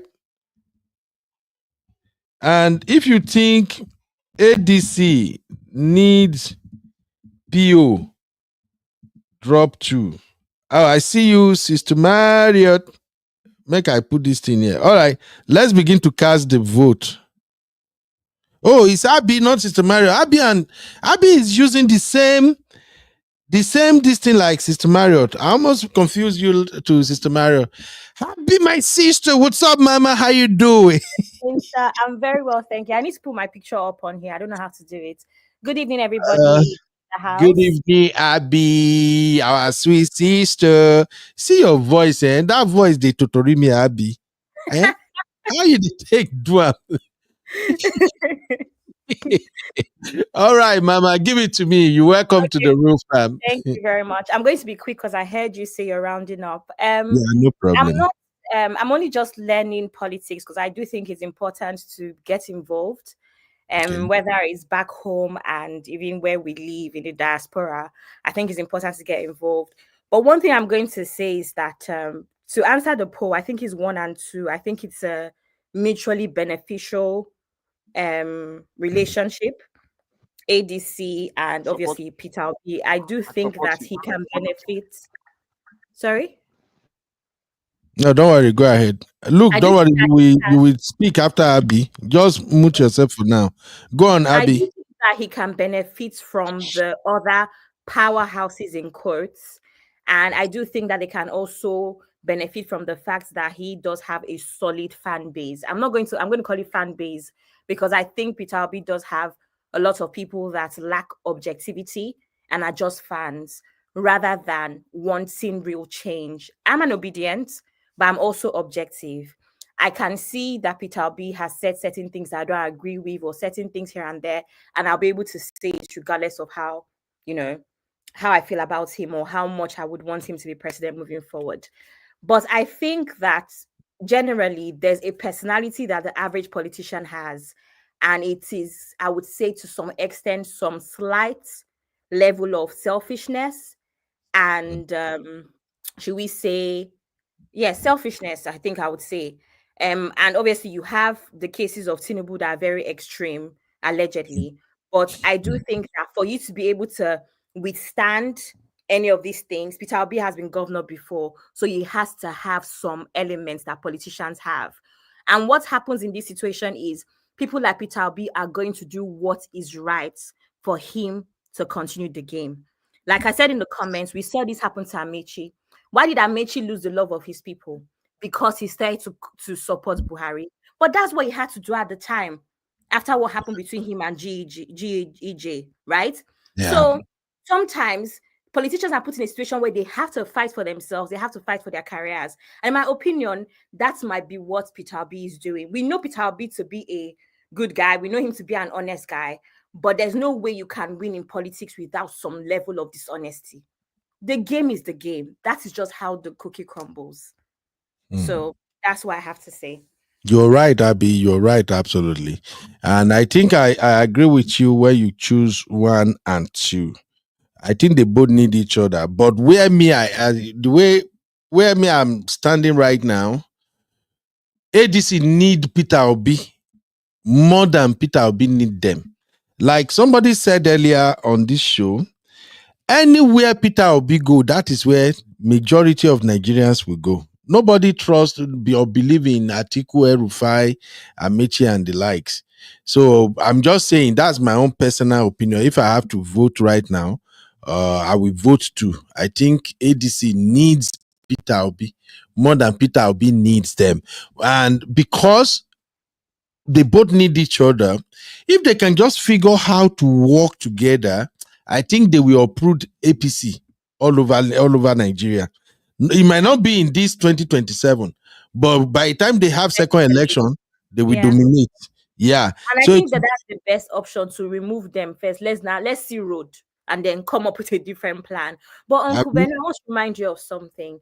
I feel like Peter Obi is popular amongst us. Or should I say Labour, previous Labour Party is popular amongst us. When I say us, I mean us, the enlightened people, us, the yeah. people that are exposed, us, the people that have internet, us, the people that can read and write. APC, all of the people that are in remote areas. Abby, no, but you know what? Abby, you know why I'm laughing already. You are describing Democrats and Republicans. I'm trying to be very respectful in my description, but you know the people I'm talking about. They know. I know, Because because they have power. Oh. hmm, hmm, So when I we say know. Peter Obi, when we say this ADC needs Peter Obi, yes, they do. The reason why I think it's mutually beneficial is because Peter Obi has some numbers, but these numbers are us, enlightened people. APC, they have their numbers too. And in the opposite, what's it called? People, I don't want to insult anybody, but you get my point. So everybody has their numbers and their fan base. It's just that Peter Obi's fan base, we seem to be more refined. Yeah. So we're seeing each other. But the other ones are the ones that collect rice and tin tomatoes. They are still there. That's why I think it's mutually beneficial. Yes, those one are the one that we give them their voters card and say, write the number, just give me the money. Say na 5,000 and the share today I'll be 2,000. Just begin see my voters card. So I know what you're saying. And there are plenty. There are plenty. The plenty. It's just like I live in Texas, right? You see, in this state of Texas, before Democrat go feel win this state, they would need to go bring a Jamaica come. Reason is that here in Texas, the Republicans, they don't waste time to campaign in cities. Once it's election period, they don't go countryside, the villages, all those remote places that you hardly go, that is where they go. And that is why whenever they are counting election result in Texas, by the time they count the main cities, you count Houston, Dallas, Austin, Waco, El Paso. Oh, those are like big cities. We get large population. You go think say Democrat go win. You see, once they enter all those small villages, you go come begin see what they call Iboloyi. You won't know where the numbers are coming from. And that is what is happening according to what Abby said right now. APC has grassroots movement. They have people who are on their payroll in the grassroots. Those people who are convincing the market women, who are convincing the Okada driver riders, convincing all those people where we say now they need help pass. They have people in the grassroots that do all those legwork. And I think that those are the people Luke and Uncle Dayo describe as structure. When they say you need structure, you need people on ground and all that. So you're right. I think Peter Obi, when Peter Obi started, they call him Twitter president. They say 4 people tweeting. But Abi, you have a great point. The bottom line is that we are online, we can only speak, we can only convince people, but when it comes to re-election, the people we showed up on the polling booths, those are the ones that matters. So, but I pray we get there in Jesus' name. Uncle Patrick said, my take is that if ADC can resolve their leadership, all right, if ADC can resolve their leadership role, APC is in trouble in the next election. Absolutely, sir. Anybody disagree with that? Uncle Dio and Luke, do you disagree with that, Uncle Dio? Not at all, sir. Because number one, first and foremost, let me apologize for what happened. I think the network just kicked me out while I was talking the last time. I'm so sorry about that. I agree with Uncle Patrick on this one. But the same issue is this. All those people that are there presently now with PO, they all have their eyes on the throne. And it will take God or take a miracle for them to bury their ashes, forget their own ambition, and support PO, and then agree to work for him. There is one thing about supporting him, then there's another thing for them to agree to work for him. If they work for him as a party, he has a chance. But if they want to do myself alone, they will never. I mean, Peter Obi may have a very, very difficult challenge in winning, because these people are necessary. They have the structure, they have the people, and they have what will have helped Peter Obi with his own crowd also to win. But if they decide that, since you are not giving me this platform to run for the presidency, I'm going to some other party, and they move, then it will now become 50-50 chance. Because of course, Labour Party, I mean, PO's crowd, they will move to ADC to back him up and to support him. But they still need these dirty politicians that can do. See, these people, they know what they do. You said something about Texas just now, and that clearly typifies Nigerian politics. That's why I kept saying that a party that does not have structure. Structure means having present in every nook and cranny of the country. Local government people, deeper inside. Sir, if you remember, the last time when you were doing the palliative, they went to the north for the first 3-4 months. They were going into the villages, into the villages, to be giving people that have never even had anything about sickness, whatever. They were there giving them palliatives, and they were doing it under the campaign of the APC, this government. By the time politics comes now, it was easy for them to go there. They started registration from there first. They were busy registering people in those villages first, and they were able to manipulate them and use their vote and use their voters card to do whatever they did. Because this other party, Labour, does not have any presence in those areas to even say they want to counter them. This is where they win the politics from. It's not from the major cities only. They go into the rural areas where people will not even dare to go. They go and kind of invest those places and bring out those votes.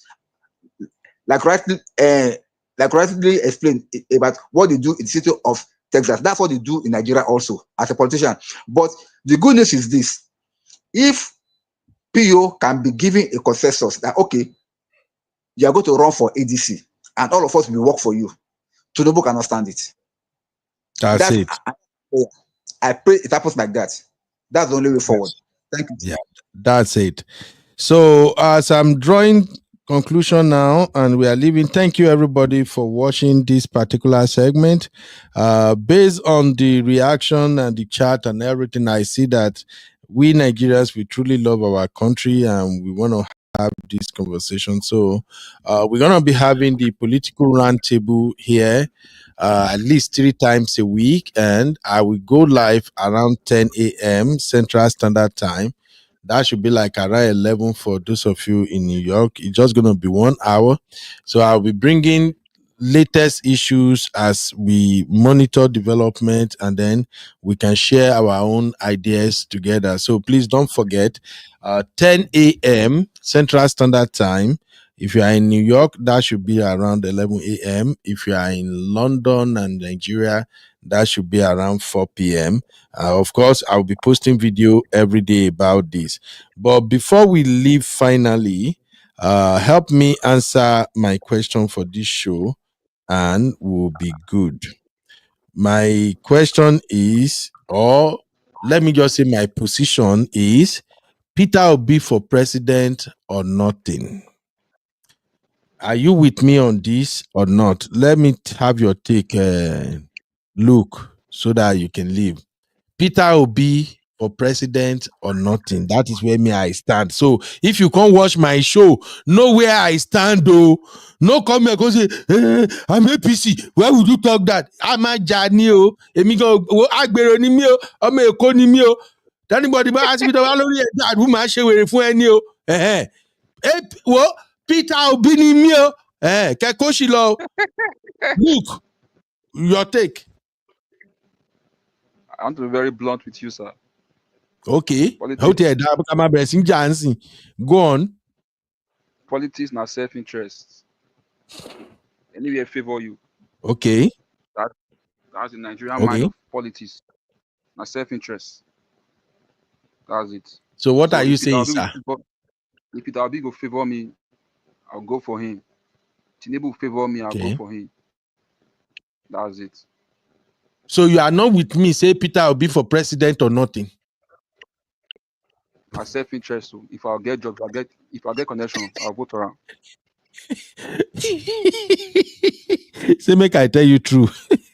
With Peter Obi being the president, connection no sure for you. Make I no lie. But job, maybe after a year or two, Peter Obi is in power. In fact, within a year, job good day.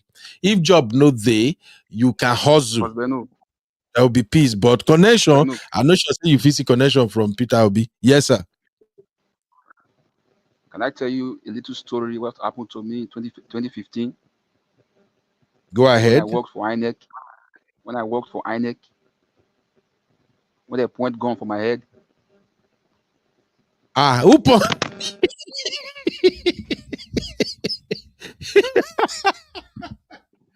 Are you serious, Luke? that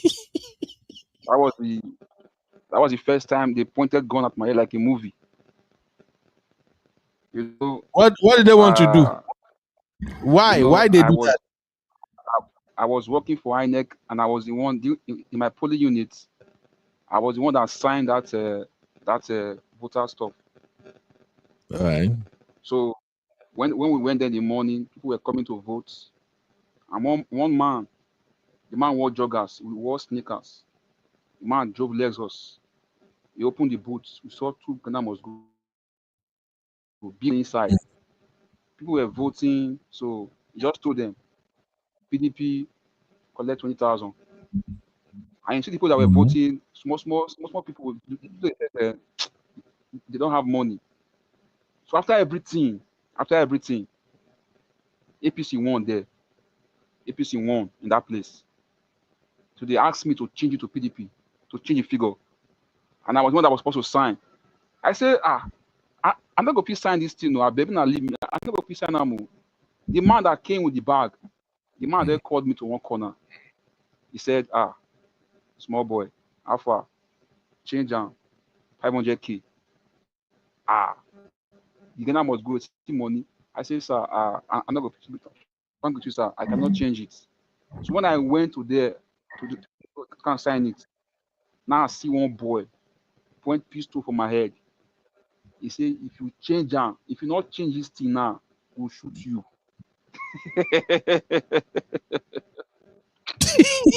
After much argument, now my guy, the assistant went did there.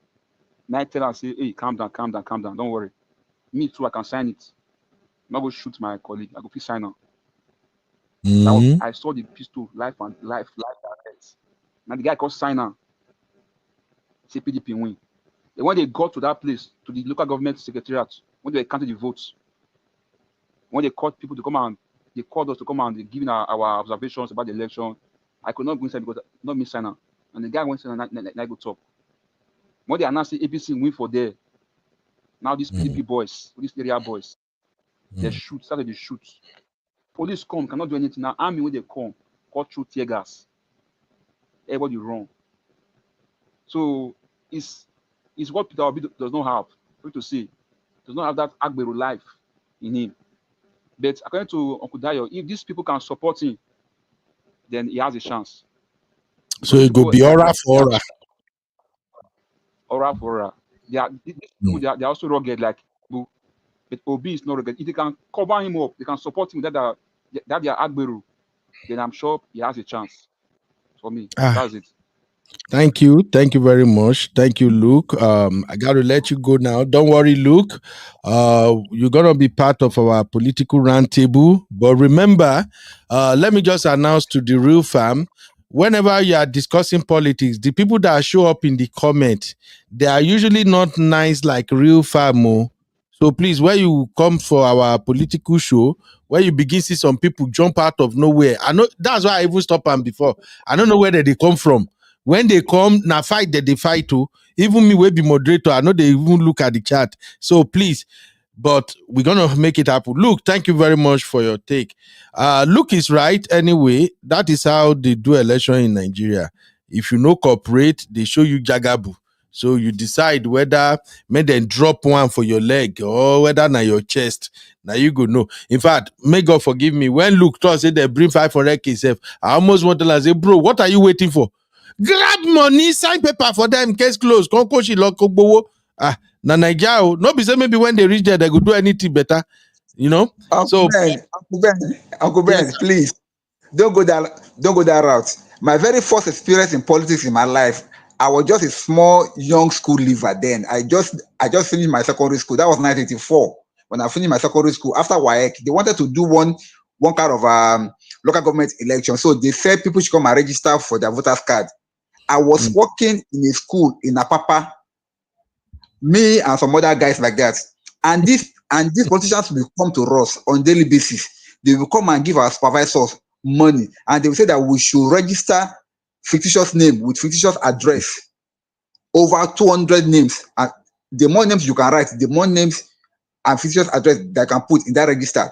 And you give them the voters card. They will take it away. They will settle our orga. Me, I did not participate. I did not do it because I was scared. But all my other colleagues, they were doing it and they were collecting money. Since that day, I lost interest in election. The very first election that I voted in my life was this last one that I voted for PO. I thought that I lost interest in Nigerian elections since that day till this last one that I voted. So you can know what we're talking about. When I think that these people can play dirty, they are ready. But PO is not ready for that. That's why I will have loved a situation whereby these people that are in ADC now, El Rufai, Atiku, and all of them, they know the game. If they can start to work for PO, them, they can do it fire for fire. They can do it snatching for ballot snatching. They can do it money for money, anyhow we want it. But PO cannot do that. Yeah, and that's why I'm thinking. I said it on Sister Amoye's show yesterday, and Uncle Patrick is echoing the same thing now. Uncle Patrick say if Atiku can just step down for PO, ADC will win the election by Atiku handing over the North to ADC. I swear, right now, APC self their leg they shake. The Northerners are not behind Tinubu. Maybe for a few states where they get some people. Do you know Tinubu is even having problem with Shetima now? And from what I gather, I don't think Shetima is going to be the running mate for 2027. So he's still going to lose more vote from the North. And don't forget, Atiku still won 6 point something million. I think 6.7 million or 6.8 million thereabout in the last election. But will Atiku agree to step down? That man, I don't know. That's why whenever I see in picture, I just the verse. May God forgive me. I just the verse when I see in picture. That man, the moment Tinubu described this guy as anaconda, say if he see anything where they shine, he's going for it. That's why I know that, okay, if Atiku can just stay behind Obi like this, I swear to you, many people will go join APC. Some of them go say, I don't think just Nigerian politician. They go pull out, they go back to ADC. Because even right now, we'll discuss that maybe tomorrow or next. Because right now, even in the APC, all these people, when they welcome, those people are coming with their own problems too. Remember, there are some loyalists in APC before. Some of them are already thinking that in the next election, I'm going to run for the governorship of this state. Now, your PDP governor, you don't go join APC just because you want to stay there. So the guy that has been working for Tinubu all this while, thinking he's going to become the next governor under APC, and you, the incumbent governor now, you don't go join APC. So APC get their own bigger issue. And if I know one thing very well about Tinubu, it might be no any fans Tinubu. Tinubu always put himself first. So far, Baba presidency guarantee. The rest of Naema Lobara Inja Kunio. And remember all these people that are joining APC now, they are not truly loyal to Tinubu. It's because they don't have a choice. PDP don't scatter. Labour now, Otidaru, almost all parties don't scatter. And it seems like the only party that is standing is APC. That's why everybody is running to APC. So this ADC, I just like Uncle Ike said, I see a very good prospect in it. The only problem they have is this article. This man waiting for the left-hand side for this screen. That is the problem I think they have. If Atiku can ready to play the Godfather role, damn like this, once they present Obi, Otiton, Tinubu will only get vote in the West because we Yoruba we are honest people. We go, some of us go still say, again for Tinubu ni vote me. But East, they the vote go for Peter Obi. Not majority of the vote we go for Peter Obi because whether we still like it or not, El-Rufai still get out for not too. I think we get your own people where they loyal to run too. And all these David Mark and other people they are pulling in, they will all work together somehow. But as I'm closing, please, ladies and gentlemen, let us pray that God minister to Atiku to back down. Because if Atiku no go gree make Obi be the presidential candidate, I swear to God, I go campaign against them. Abi, what's your final take, my sister? Because they made me para right now, this article. My final take is I don't really understand what will happen if Atiku steps down. I honestly don't see Atiku as someone that will step down for obvious reasons. I could be wrong, and I hope that he actually proves me wrong. Because really and truly, what you said would be a very good move. It would be nice for him to just oversee things, aka Godfather, and just put Peter Obi on top. But yeah, I think it's very disappointing that there are still some Yoruba people. I'm a Yoruba girl, by the way, but I think it's very disappointing that there's Yoruba people that will vote for APC to stay in power, for Oga conflicts to stay in power. But yeah, such is life. Anyway, it was nice being here. I obviously will be back as much as I can. Thank you so much, Benno. Thank you, my sweet Abby. Abby with the fine, sweet voice. Abby, me and you go finally do that bass boost. The first time I hear Abby voice, now for a man of prestige, I'm like, this girl sounds calm. This lady, she sounds reasonable. She's well calculated, well put. Make her no show my character. Now me say begin the blow grammar for MOP show. I know they comfortable that day because I can't express myself. I was just trying to meet her energy. Make her be no go talk. Say, it be like say this man a village man. I'm just like, you know what, MOP? That move is wrong. Nobody should do that. You should have moved this way. As I dey drive, they go. When Abby they talk, I talk, say, God, this is not me. This is not make I just pretend. But Abby, it's so cool to finally have you here. At least you are part of the real fam. Because here, me, I dey do basketballs with my brothers and sisters every day. We go, I'm a telling our bomber to bomber. And if not me, they prove waiting no work. They go follow me, say, lie, yeah. Ha, Uncle Ben, you lie. This one. And me, I'm happy when I see people who share the same energy as me. It's just a live show. It's just a fun thing. Let's just talk about it, laugh, and we leave. So welcome, Abby. Now when you don't come, maybe now you Thank go you. finally force me. Yes, maybe now you go force me to the speak American phone now. Because I want to impress you. Yes. No, Uncle Beno, it depends on the situation. I sound very Nigerian sometimes. When I'm very angry like this, I forget to. I forget Somebody that I like have you, some your accent. voice will still be sweet when you are angry, Abby. Trust me, we do basketballs everywhere. Don't worry, we're here. You will see. No wahala. Thank you, my dear. You're welcome, Mama. God bless you.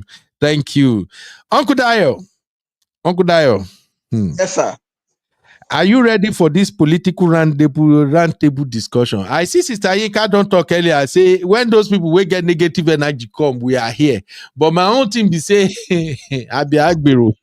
If person drag me anyhow, I feel go lose my mind. Now make me know they do political shows. Uncle Beno, see, nobody can blame you for choosing a side. If in fact, I really commend that. But however, in your choosing a side, you must be objective, and same thing goes for every other person that may be joining us during this show. Choose your side, but please be objective, not destructive. Because why? When it comes to politics sometimes can be very, very sentimental because you are trying to like make a point and somebody is not saying it. Somebody is trying, instead of somebody to be like countering you with a better point of some kind of an argument, the person is trying to like just to rubbish what you are saying. It's not really nice. But when it comes to this politics of ADC and APC, my prayer once again is this: let these people that are presently in ADC, let them agree to work for Peter Obi. If they can do that, Okuben, peons in life. Thank you. And as for the North that we're talking about, I don't trust the North because they have been fractured.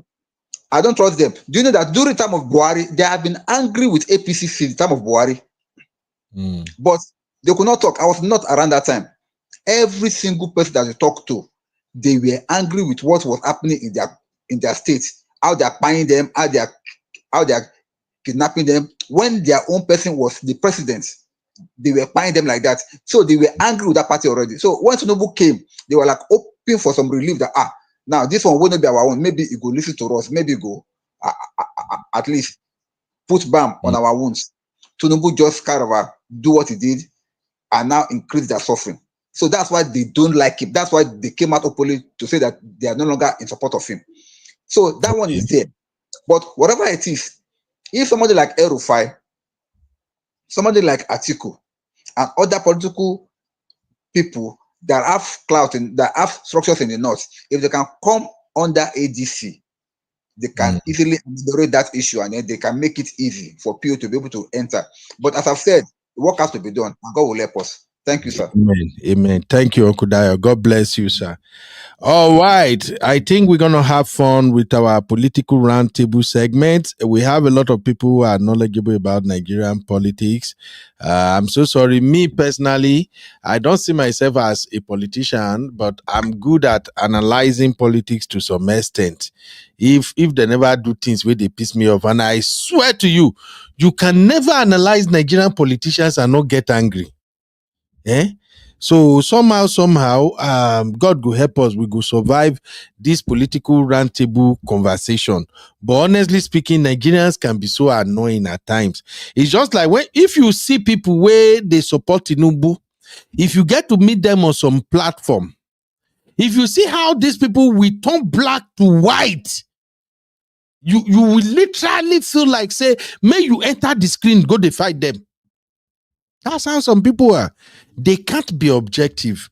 But I know by the grace of God, we shall walk through it and God will help us. Remember, many of us, we are doing this because we are patriotic, because we want a better Nigeria. We are doing it. We are not connected to politicians or anything, but we just wanted to at least also add our voice to the need for why Nigeria should be a great country. So thank you everybody for joining me. Uncle Patrick say, Yinkus Pepe talk. Welcome to the show. They robbed me of my vote for Abiola.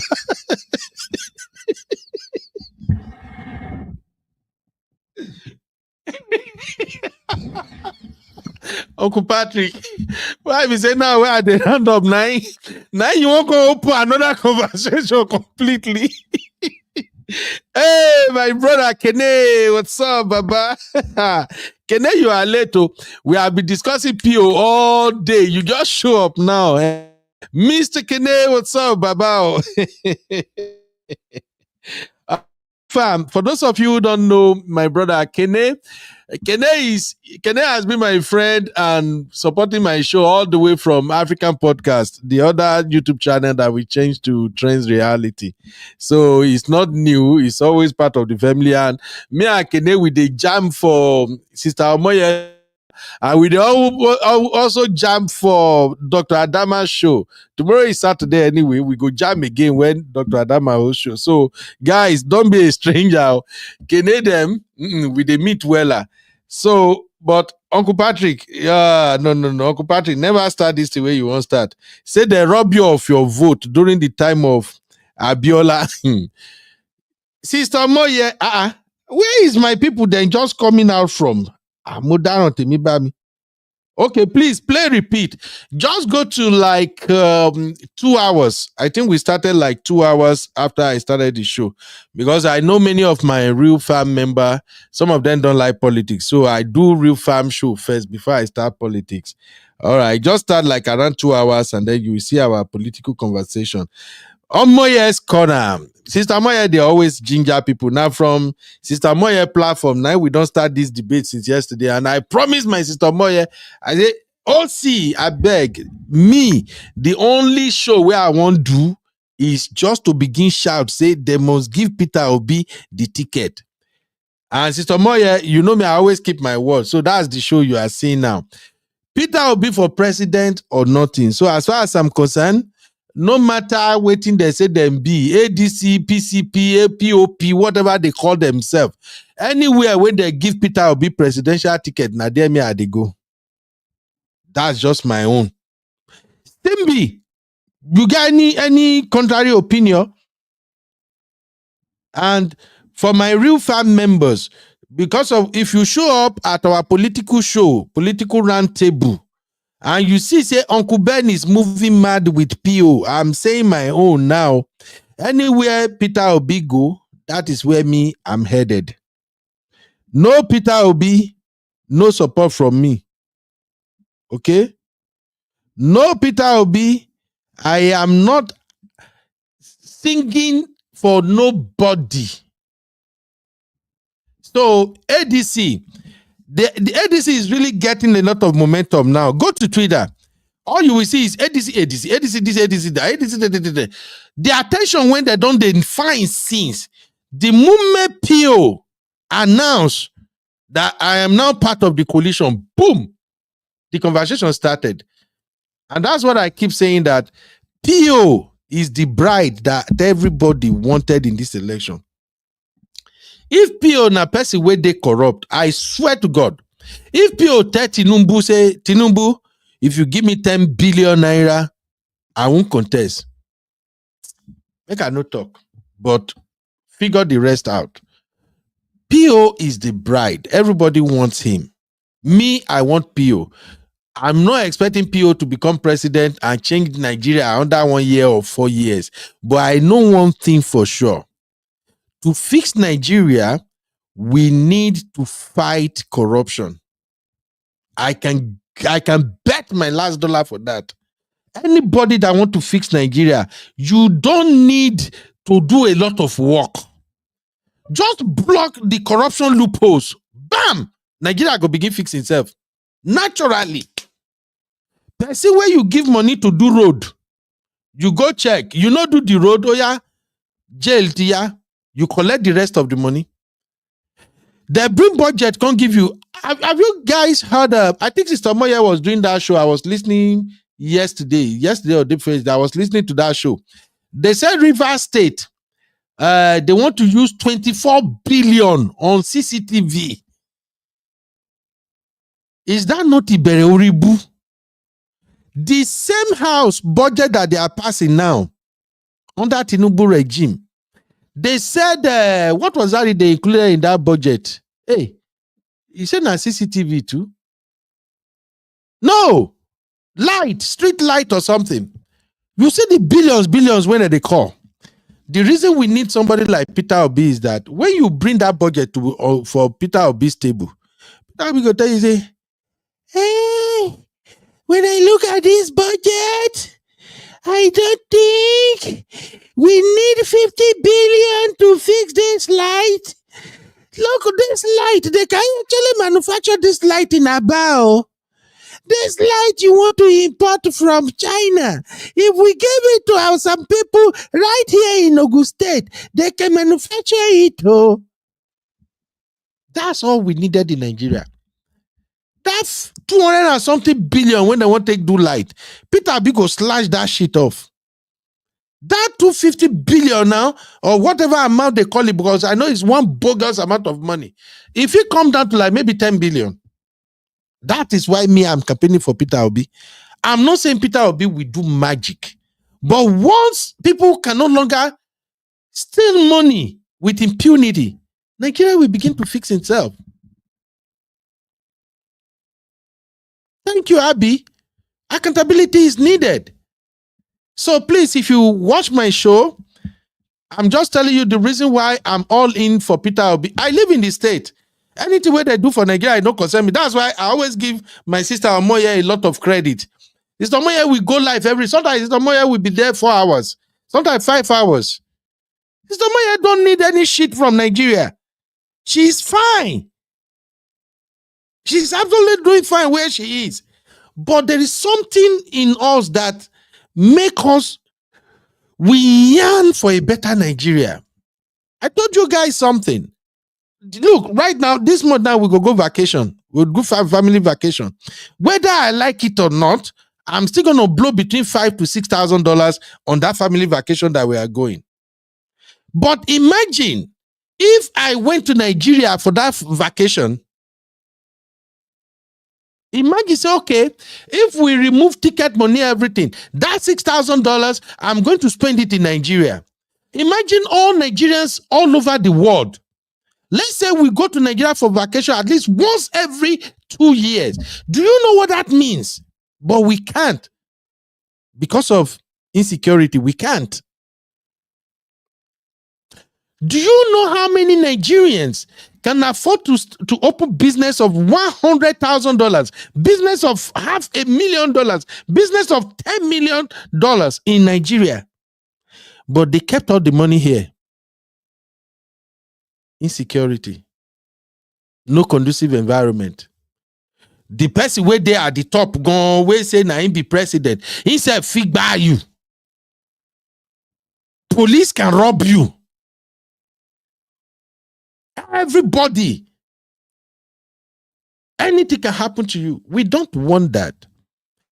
And you cannot fix a country if you don't fix that country from the top. So thank you, ladies and gentlemen, for joining today's show. I really appreciate you. Okoye, thank you, my brother. My brother Kenneth, thank you, everybody. Twintade, Uncle Patrick, thank you, everybody. Please, we'll be having political roundtable. Feel free to join us. Come and share your own experience. Come and give us advice. Tell people. Use the platform to reach out to people so they can also learn one or two things from your own wealth of experience. But if you are coming, please bear in mind, I am a Peter Obi supporter for now. The only time I will stop supporting Peter Obi is when Peter Obi is not running as president for anybody. That's when I go close my computer, close everything. I will go back to Aproko. I go to do Aproko content. But so far, Peter Obi is still out there. I still believe Peter Obi represents the hope for Nigeria. But if Peter Obi is not running, There is no need to waste my saliva for Nigeria. Thank you, ladies and gentlemen. Uncle Patrick, thank you. Uncle Patrick said we go collect P.O.'s brother land back ASAP when P.O. becomes the president. Grabbing of lands will stop in Lagos. That one no fit stop. Uncle Patrick, I trust P.O. P.O. self no go even go that side. Yes, so Koye, Obi we know. Obi forever. So please, when you come, I'm Peter Obi fan. No, don't worry, you are welcome to represent your people. We can have objective conversation. No, but please, if you come my platform and then you are angry because I'm speaking in favor of Peter Obi, then if you are angry, you don't express it, no wahala. But if you express it in a way that you know go well with me, remember again, I be Lagos boy, I be Agbero. All this laughing and playing, that is the fake side of me. Once I vest like this, but somehow we'll manage ourselves. Thank you, everybody. God bless you. I'll see you in the next one tomorrow. If you want to enjoy this episode, you want to replay it, go to 2 hours. Where you started from 2 hours, you will enjoy it. Now, let me leave you by showing you what my papa said. Let be poor, breathe. Let be poor, breathe. Let be poor, breathe. Unfortunately, my papa no allowed the poor breed for Nigeria. Thank you, ladies and gentlemen. I'll see you tomorrow. Abby, my sweet sister, thank you for hanging out with us. Uncle Ike, thank you for spending time with us. So Uncle Patrick, thank you very much. Everybody, please, I'm going to share the Uncle Patrick's son's video link. I will add it to this video after I stop playing. I will also share my sister Yinka, her Instagram link. I will share it. Please go and subscribe and follow them. All right. Thank you very much.